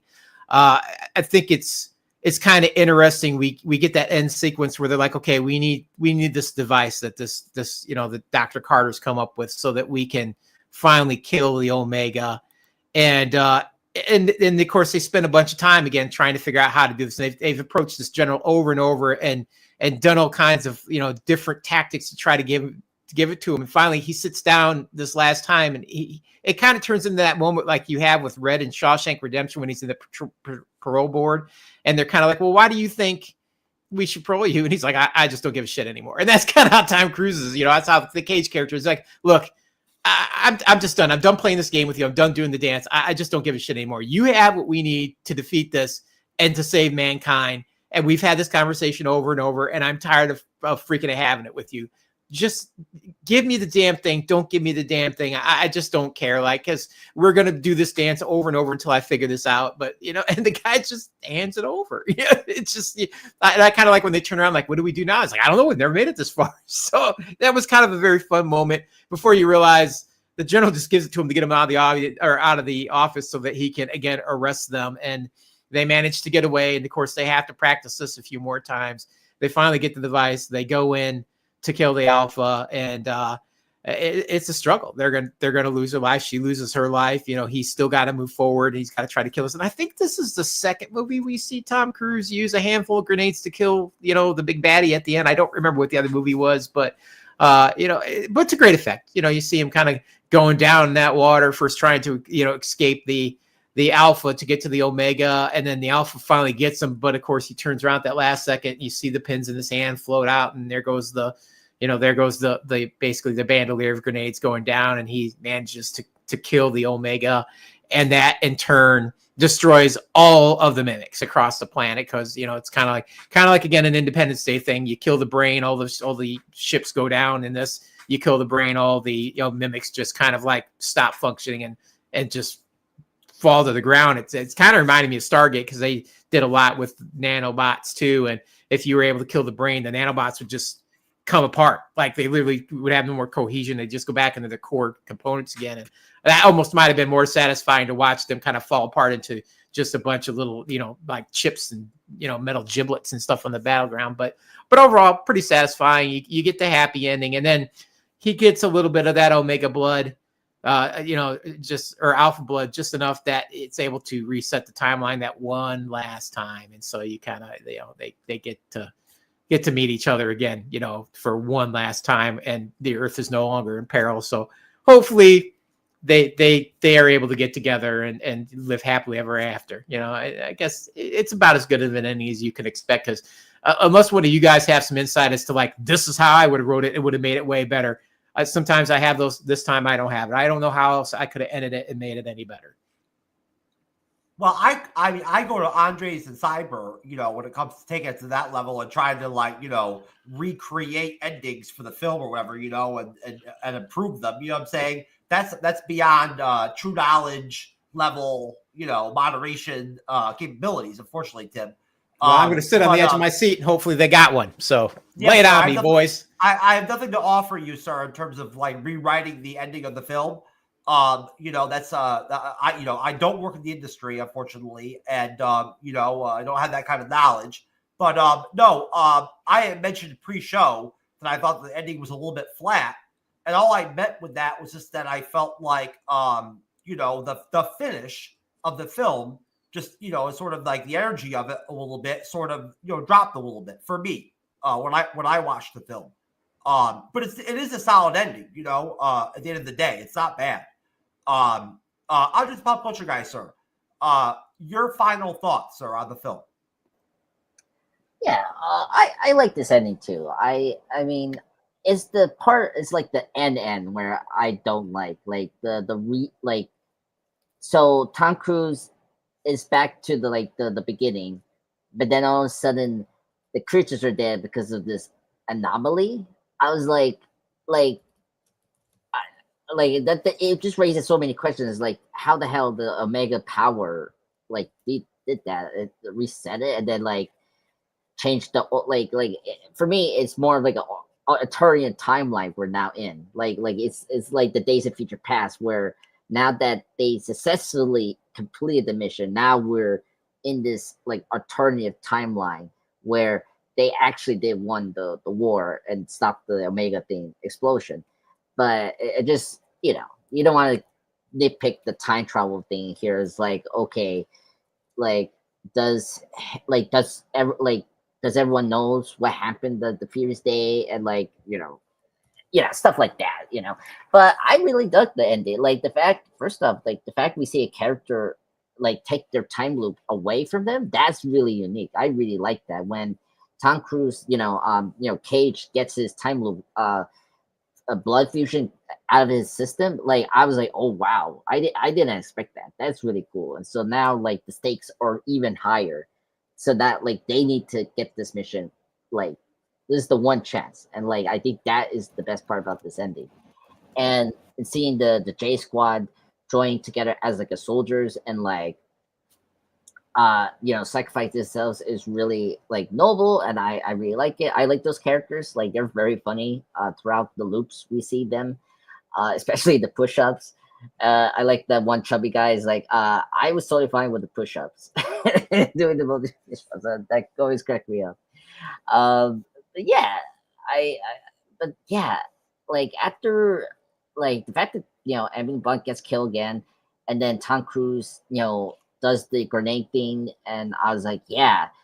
And then I was not expecting again another time loop, but a new timeline afterwards, and I was like, okay, that's I guess the only way for me, the way you can rewrite it is either that the machine, that doctor, was it the doctor that knows about these creatures?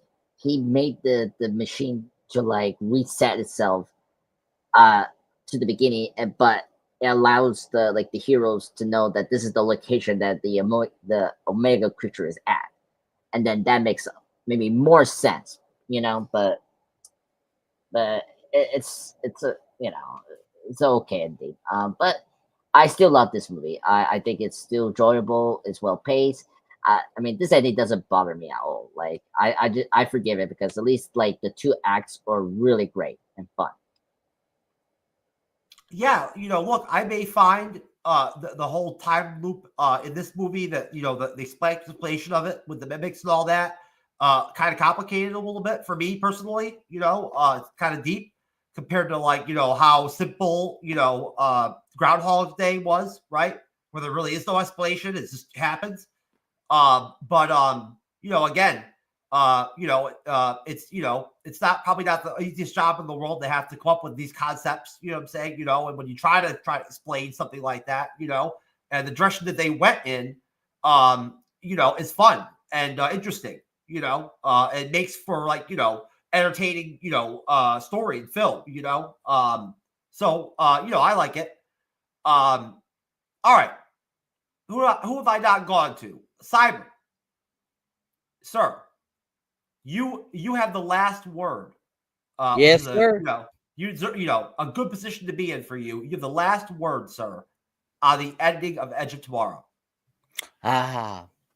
Anywho, the final section of the film is really action packed. You know, they finally figure out where the Omega is because they use that device that they get from Brendan Gleeson, and you know, they figure it out. You know, of course, we have the unfortunate transfusion that basically stops you know, Tom Cruise's time looping that he had, which really sucks. And so basically, you know, he's able to gather that ragtag team of the people to work with him. And so, you know, basically they all know going into this is kind of, you know, like an end game for them. And, you know, we have that great, you know, final battle sequence where we see a lot of great action going on over in Paris and stuff like that. You know, we have kind of that nice little moment between him and Emily Blunt there, you know, before he goes to try to destroy the Omega officially. I thought that, you know, that final stretch there where he's battling the Alpha before he gets down to the Omega into the water was really cool. That scene kind of reminds me of in Mission Impossible when he's swimming underneath to get that thing that he needs to get. It also makes me think of the Mummy scene where he's swimming through the water as well. It totally makes me think of those two scenes from those films as well. Like Tom Cruise just looks so cool in water for some reason. I don't know why, but he looks cool when he's swimming in water, I think. And, you know, we basically get that, you know, kind of that final effort of him, you know, releasing all those pins out of those bombs to be able to blow up the Omega. And that turnaround, you know, was like, you know, very slow-mo after he gets stabbed by the Alpha. And all of a sudden we see the rings like Tim mentioned, and you're just like, oh shit, it's going down. And next thing you know, the giant explosion happens. And all of a sudden we see all the mimics all of a sudden start like falling down and dying and stuff. And you're just like, oh, it worked. It worked.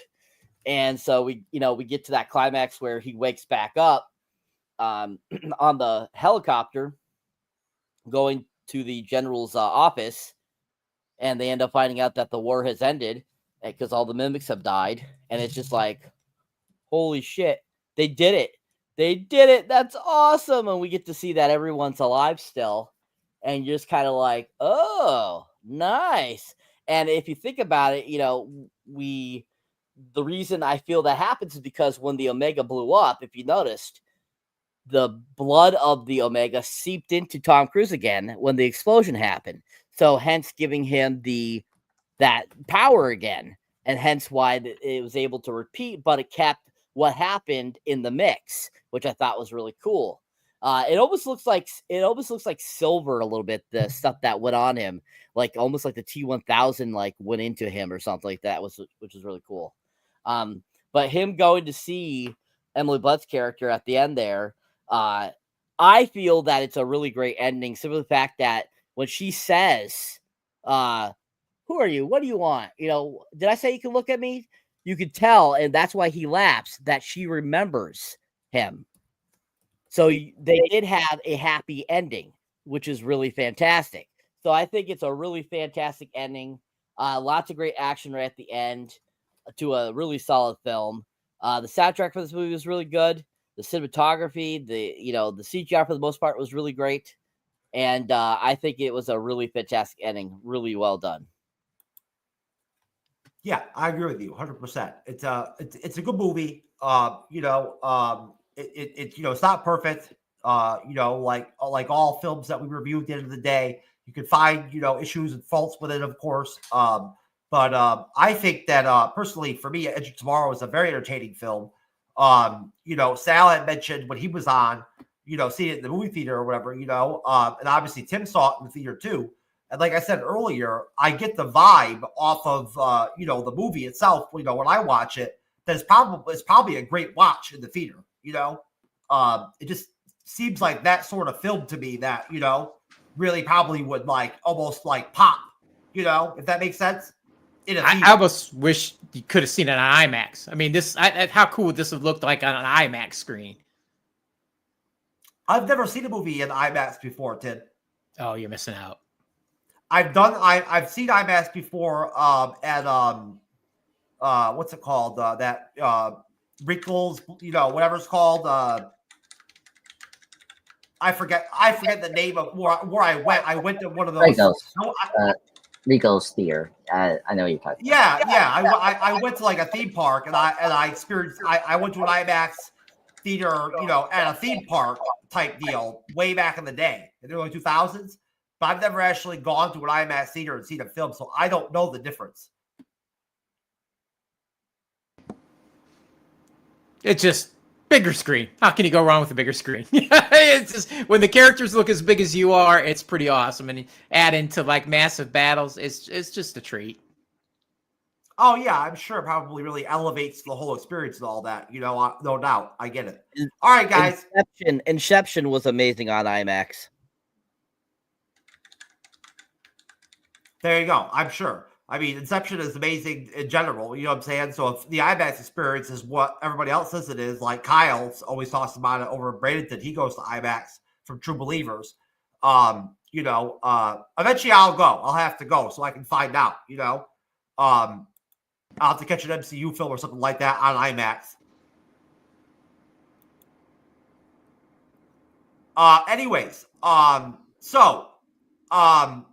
Let's do ratings for the film and see where we're at in terms of how we want to treat Edge of Tomorrow, Live, Die, Repeat, numbers-wise, this evening. Andres, I'll give you the award, sir, the opportunity to start off with your rating of Edge of Tomorrow. Sure. This one is a tough one. No, I'll give it a 10 out of 10. It's a fun action sci-fi film. Tom Cruise is tough as form. Emily Blunt, actually, we haven't talked about her. She's a great actress. I love her. She's amazing in The Quiet Place. She was great in Oppenheimer. I was very happy she was nominated for Best Supporting Actress. Yeah. Great Oppenheimer. Yeah, so I think for that alone, this is a 10 out of 10 movie. I love it. We have our nitpicks and the fault of the ending, but it doesn't detract my enjoyment of the film. It's amazing. Good point. Andres, nobody really did ever highlight Emily Blunt. In terms of other than me mentioning her, like showing her tits maybe in the trailer to increase the box office. Nobody really actually talked at length about Emily Blunt, but she's a force in the film. I mean, she's it really is it's a two-man, a two character movie, that leads the film, right? And she pulls her weight. And she's in the posters and all that, so yeah. I am echoing for some reason. I don't know why. Well, I'll figure it out in a minute. Okay, Tim, what is your rating for the film, sir? I'm probably going to put this at probably an 8 or an 8.5. I mean, it really is a really good sci-fi movie. It's solid. I mean, and especially in the world of sci-fi, there is so much crap out there. I mean, there's a lot of movies that try hard and don't make it, have a good idea behind it, but they just never flesh it out correctly, or just suffers from not having a big enough budget to pull off, the grandiose idea of it. So it's a great movie. And again, it's one of those movies where it's almost goes back to kind of what we did. It's almost a guilty pleasure because, I mean, everybody doesn't know about this thing. And I don't know how. I mean, it's probably better known now, but I mean, we know it bombed at the box office and it's been word of mouth. It's been like, hey, have you ever seen this? Oh, dude, we got to go watch this right now. Come on, I got a copy of it. Let's sit down. I mean, it's a movie that you get to share with people for the first time. And they just look at you like, where's this been? Like, I had no idea this even existed. So it's a really good movie that I don't know, failed to launch, but has definitely, in later years found its audience, and that audience just keeps trying to grow the audience more and more. It's just a fabulous concept. It's well executed, well paced. The action's great. The actors are great. Again, it's solid. So yeah, I'd say 8.5 for sure. Thank you, Tim. You encouraged me to actually want to ask Cyber and add another question to round out, or finish up the show along with Cyber with your rating. Cyber, give me your rating, and then where are you at with how the film is viewed or received now in 2025? What is your take or your feel on where the film's at in terms of possibly being like sort of at a cult classic level, like having some sort of cult fandom for it because of the fact that it is really a quality film at the end of the day, possibly, I guess. I think it is. Where are you at with that? Like, what are your thoughts? What have you heard, from other people? I find a lot of other people find this movie to be a real good movie. All right, so I give it a 10. And honestly, I don't hear too much or read too much about this film. I mean, of the people that have mentioned the film, they have liked it. They have enjoyed it. And so I think that, at this time, being 11 years later since it came out, it definitely has gained, more traction. I've seen people, talk about it briefly through X. I've seen some people mention the film because they say, oh, it's a really good action film, good sci-fi film. But other than that, I don't see too much chatter about it. So I couldn't tell you if it's like become a cult, following or anything like that. But definitely I think it's gathered speed, and it's definitely gathered more people to watch it as the years have gone by since its theatrical release. Simply for the fact that because people have come to really enjoy Tom Cruise, they see that that's a Tom Cruise film and they end up going to watch it. So I think it's more of as Tim kind of mentioned, word of mouth, really, that it got watched, and I think it's still the same today. As people actually talk about it, when they do talk about it, I think it's gained more traction for being watched. It just actually got added to HBO Max or Paramount Plus. Paramount Plus, actually. Paramount Plus. Yeah, it just got added to Paramount Plus this month for viewing. So I'm sure that, a lot of people are going to watch it that have never seen it. So it's definitely a film that I think people are appreciating more, 10 years down the road now than they did when it first got initially released. Simply probably for the fact that around that time, there was a lot of sci-fi films coming out. So I'm sure, and a lot of those sci-fi films were not that great or weren't considered that great. So I think they probably just kind of pushed this in that same category because it was about aliens and sci-fi. And what was it? 7 years prior, or 8 years prior to that coming out, he did War of the Worlds. So, it was kind of like a repeat for him doing another alien film. So I definitely think that it's come to the point now, 11 years later, it's just finally getting some traction because people are seeing that it is a good movie. There is traction, Cyber. Though, like you said, there is a.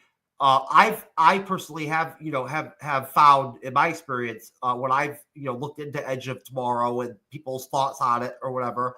I have seen that there has been for many years now a appreciation for the film to the level where there is a have been legitimate questions in the industry about making another movie, about making a sequel for the film. Right? There's been a push, and like a legitimate conversation or whatever, about them making a sequel off the film, and that's based off of the reception down the road.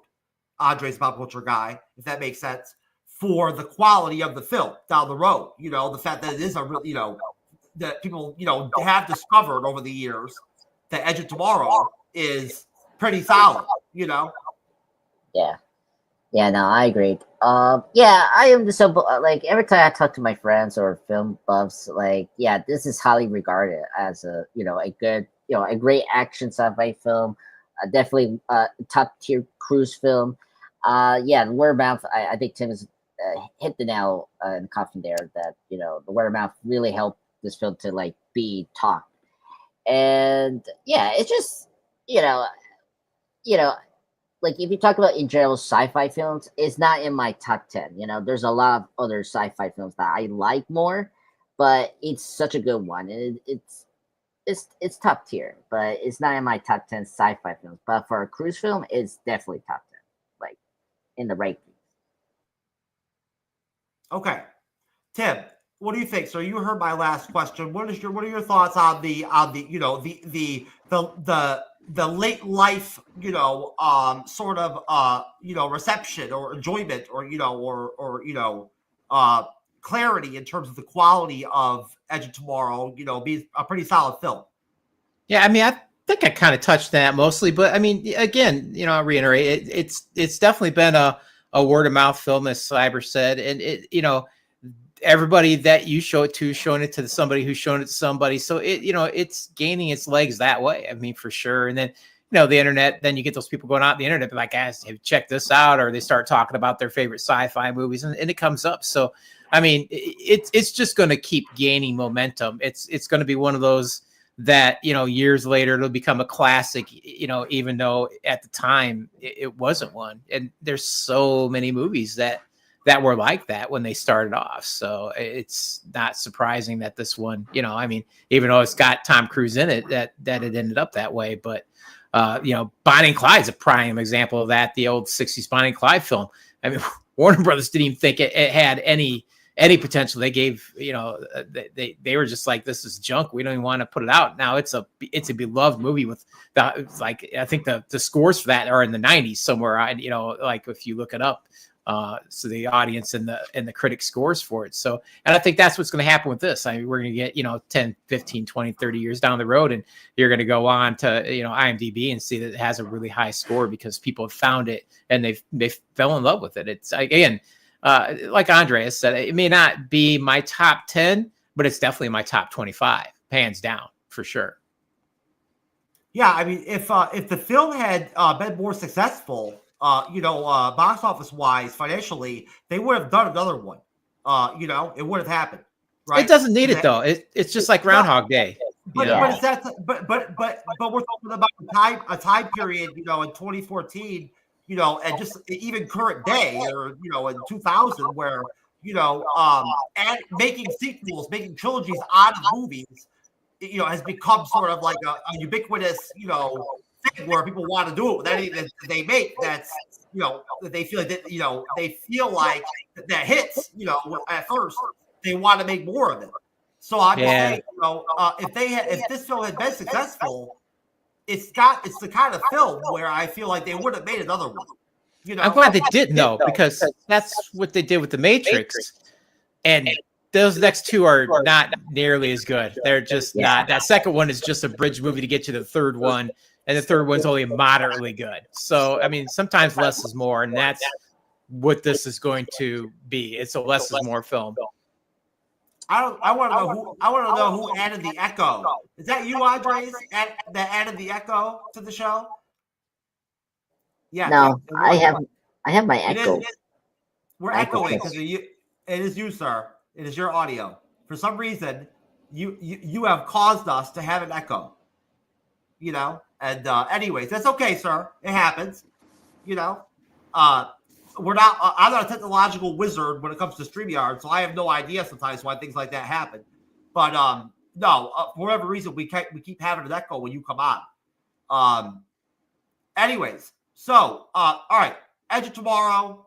I personally am going to give it a 9. I'm not going to give it a 10 because I just don't think I really don't think that for me it qualifies to that degree.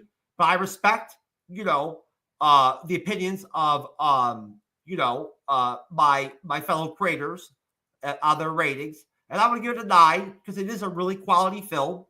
You know, that deserves a you know, a pretty high rating. It's very entertaining, and in terms of its staying power or its watchability, I feel like Edge of Tomorrow as a sci-fi film is really, you know, so sort of, you know, high level with its, you know, tech and look, that personally I think that, you know, it would work now in 2025. You know, if you did it in a, you know, again, re-released it, you know, without it having ever come out, it would be effective and look, I think, okay, like look natural and not look, you know, like old or like, you know, not updated or anything like that. You know what I mean? I think it would hold up personally. It might even do better box office wise now in 2025. You know, because of things like, you know, Cyber mentioning the dearth of sci-fi films that came out in the same time period. You know what I'm saying?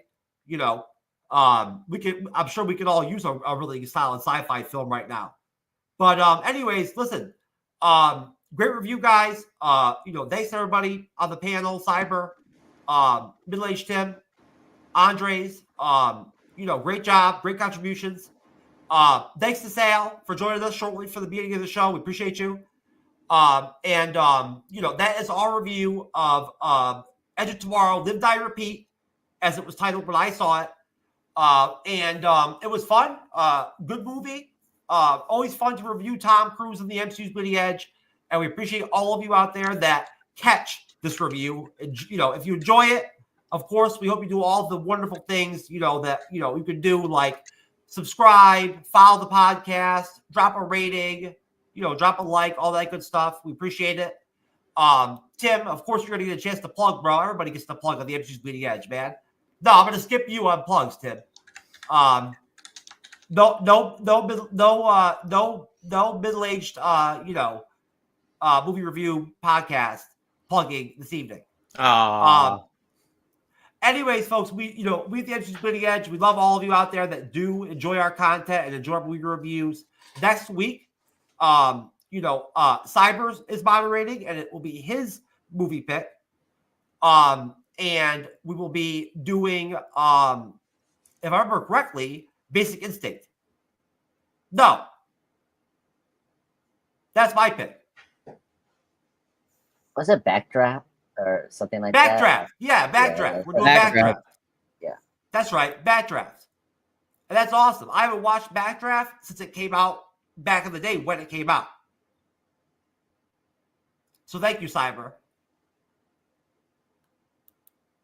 For giving me the opportunity to watch Backdraft again after 20 plus years of not seeing it.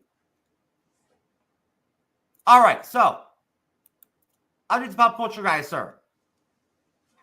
Please, if you would, tell us what's going on your YouTube channel with your content. Yeah, sure. Well, I just want to say thank you, everyone, for joining us today for this awesome Edge of Tomorrow review. Tim, it was always great to see you again, brother. I'm still going to be back in your podcast with Matt and all. Everyone else. Most excellent. Looking forward to having you. Yeah. So recently, finally, today I posted my Marvel's Daredevil 10th anniversary for the TV show. This Sunday, the live stream view will be on the TV show because this week, everyone knows, Daredevil Born Again came out. I did the 2-episode premiere. I moderated last Wednesday. Thank you guys for joining us from that as well. But yeah, that's where I'm at. Hopefully tomorrow I will post my Edge of Tomorrow movie tribute. So that will be this week. And then, yeah, that's where I'm at right now. So yeah, thank you everyone for joining us today. It was a pleasure. Amazing night, Friday. Thank you, Andres. It was an enjoyable evening. It's always fun to enjoy and review good movies with good people. Okay. So, Tim, we'll save Cyber for last. Middle-aged Movie Reviews podcast. All right. Well, if you guys like my banter and my in-depth movie analysis with my panel cohorts here today, you can find me and my podcasting partners, Matt and Joey, at the Middle-Aged Movie Reviews podcast, a.k.a. MAM Reviews, on your YouTube, Spotify, Apple Podcasts, Podchaser, or wherever you listen to your podcast. We just dropped A Nightmare on Elm Street, if you're into horror films. And coming up, a year ago, our good friend Jeff S., Cyber, and Andreas invited us to come on to this little podcast called MCU'S Bleeding Edge after we'd only done 2 podcasts. And gentlemen, we are about to drop our 50th episode. And in honor of our 50th episode, we are going to do the 50th anniversary review of Monty Python and the Holy Grail. So I hope, when you're done listening to the MCU's, review of The Edge of Tomorrow, you'll come check us out. And hopefully, if you like what you hear, you'll be part of the MAM Review family, as well as being part of the MCU's family. And, give us a little like, maybe subscribe to the channel and, be one of us. So thank you. Thank you, everybody, for having me on. I've enjoyed it. Any time I spend with you guys, it's always a pleasure. Thank you, Tim. Well done. Good plug, sir. Way you represent your team. And we love your squad. You know, whether it's you guys coming over with us or us coming over with you, we enjoy having such a wonderful. I had no idea that it had been a year since you guys first came on. Yeah, we just did our year episode. In fact, I missed the year episode, but Andreas and Cyber were both on it, so they got to celebrate it without me. Well, that is awesome. Yeah, totally forgot about that. Yeah, that was funny. We missed you. Okay, I'm sorry. Thank you. I'm sorry, Cyber. The floor is yours, sir. Oh, you're fine. Anyways, folks, if you enjoy me here on the MCU's Budding Edge as a guest panelist or a moderator, you can check out my solo content underneath Cyberneticshark. You'll find me on YouTube, X, Instagram, Patreon, Threads, TikTok, pretty much most of the platforms. And if you enjoy me here, yeah, definitely go check out some of that stuff that's on my channel there, my solo content. You'll find my most recent trailer reaction there of Jurassic World Rebirth. If you haven't seen that, check that out. Or if you haven't seen my review on Flight Risk, definitely check that out. I'll be having my Wolfman review up tomorrow, so keep an eye out for that guy when it releases. I also have recently put up a couple more mini reviews, of course, of The Last Breath and Paddington in Peru. If you haven't seen either of those films, definitely check out those little mini shorts. The Last Breath was an amazing film. Check it out most definitely if you haven't seen it in theaters. Mickey 17 just came out today. Be going to see that probably on Monday. So I'll be doing a review of that soon. So keep your eyes out for that. A new Robert Pattinson film, and from Bong Joon-in, who directed, of course, Parasite, directs this. So looking forward to checking that film out. I'll be having more stuff up for you guys, more trailer reactions, more movie reviews, more shorts, hopefully, for you guys soon. Lots of good stuff coming. Like I said, I'm working on my official first live stream for you guys this year. So keep your eyes out for that as well. And appreciate it, guys. Thanks for being a subscriber. If you are, and if you haven't, definitely hit that subscribe button. And we appreciate you here over the MCU's Bleeding Edge. And it's always a pleasure to be a part of the middle-aged podcast as well. And it's always a pleasure to have Time Cop, Time Lord, Mr. AKA True Knowledge, Pop Culture Guy, be a part of the panel too as well. So thank you guys for watching us, and keep on watching. And if you haven't subscribed to the MCU's Bleeding Edge, subscribe to us too, folks. Thank you, Cyber. Appreciate you. Check out Cyber's content. Check out Andres' content. Support Tim and the rest of his squad over at Middle Age Movie Reviews. They're a great bunch of guys over there. I don't know why Mr. Joey doesn't trying to come over and do a show over here with us sometime, but hey, that's okay. He's our exclusive content. Oh, okay. Most definitely. Anyway, so, hey, folks, listen, I hope, you do enjoy, the takes and opinions everybody had throughout the course of the show. We did Edge tomorrow. We love doing movie reviews. We love, reviewing television series, and we love, doing our thing and putting out content at the MCU's Bleeding Edge. We have good stuff coming out. Our next show is Daredevil episode 3 next week. That will be fun and definitely something that will be exciting, to do. Daredevil so far looks really great, so I'm really looking forward to that review. And as I already mentioned earlier, next Friday we have Backdraft, and we have another creator coming on for the first time, who hopefully I won't cause to drop at all or anything like that during the review, and he'll make it throughout the whole show.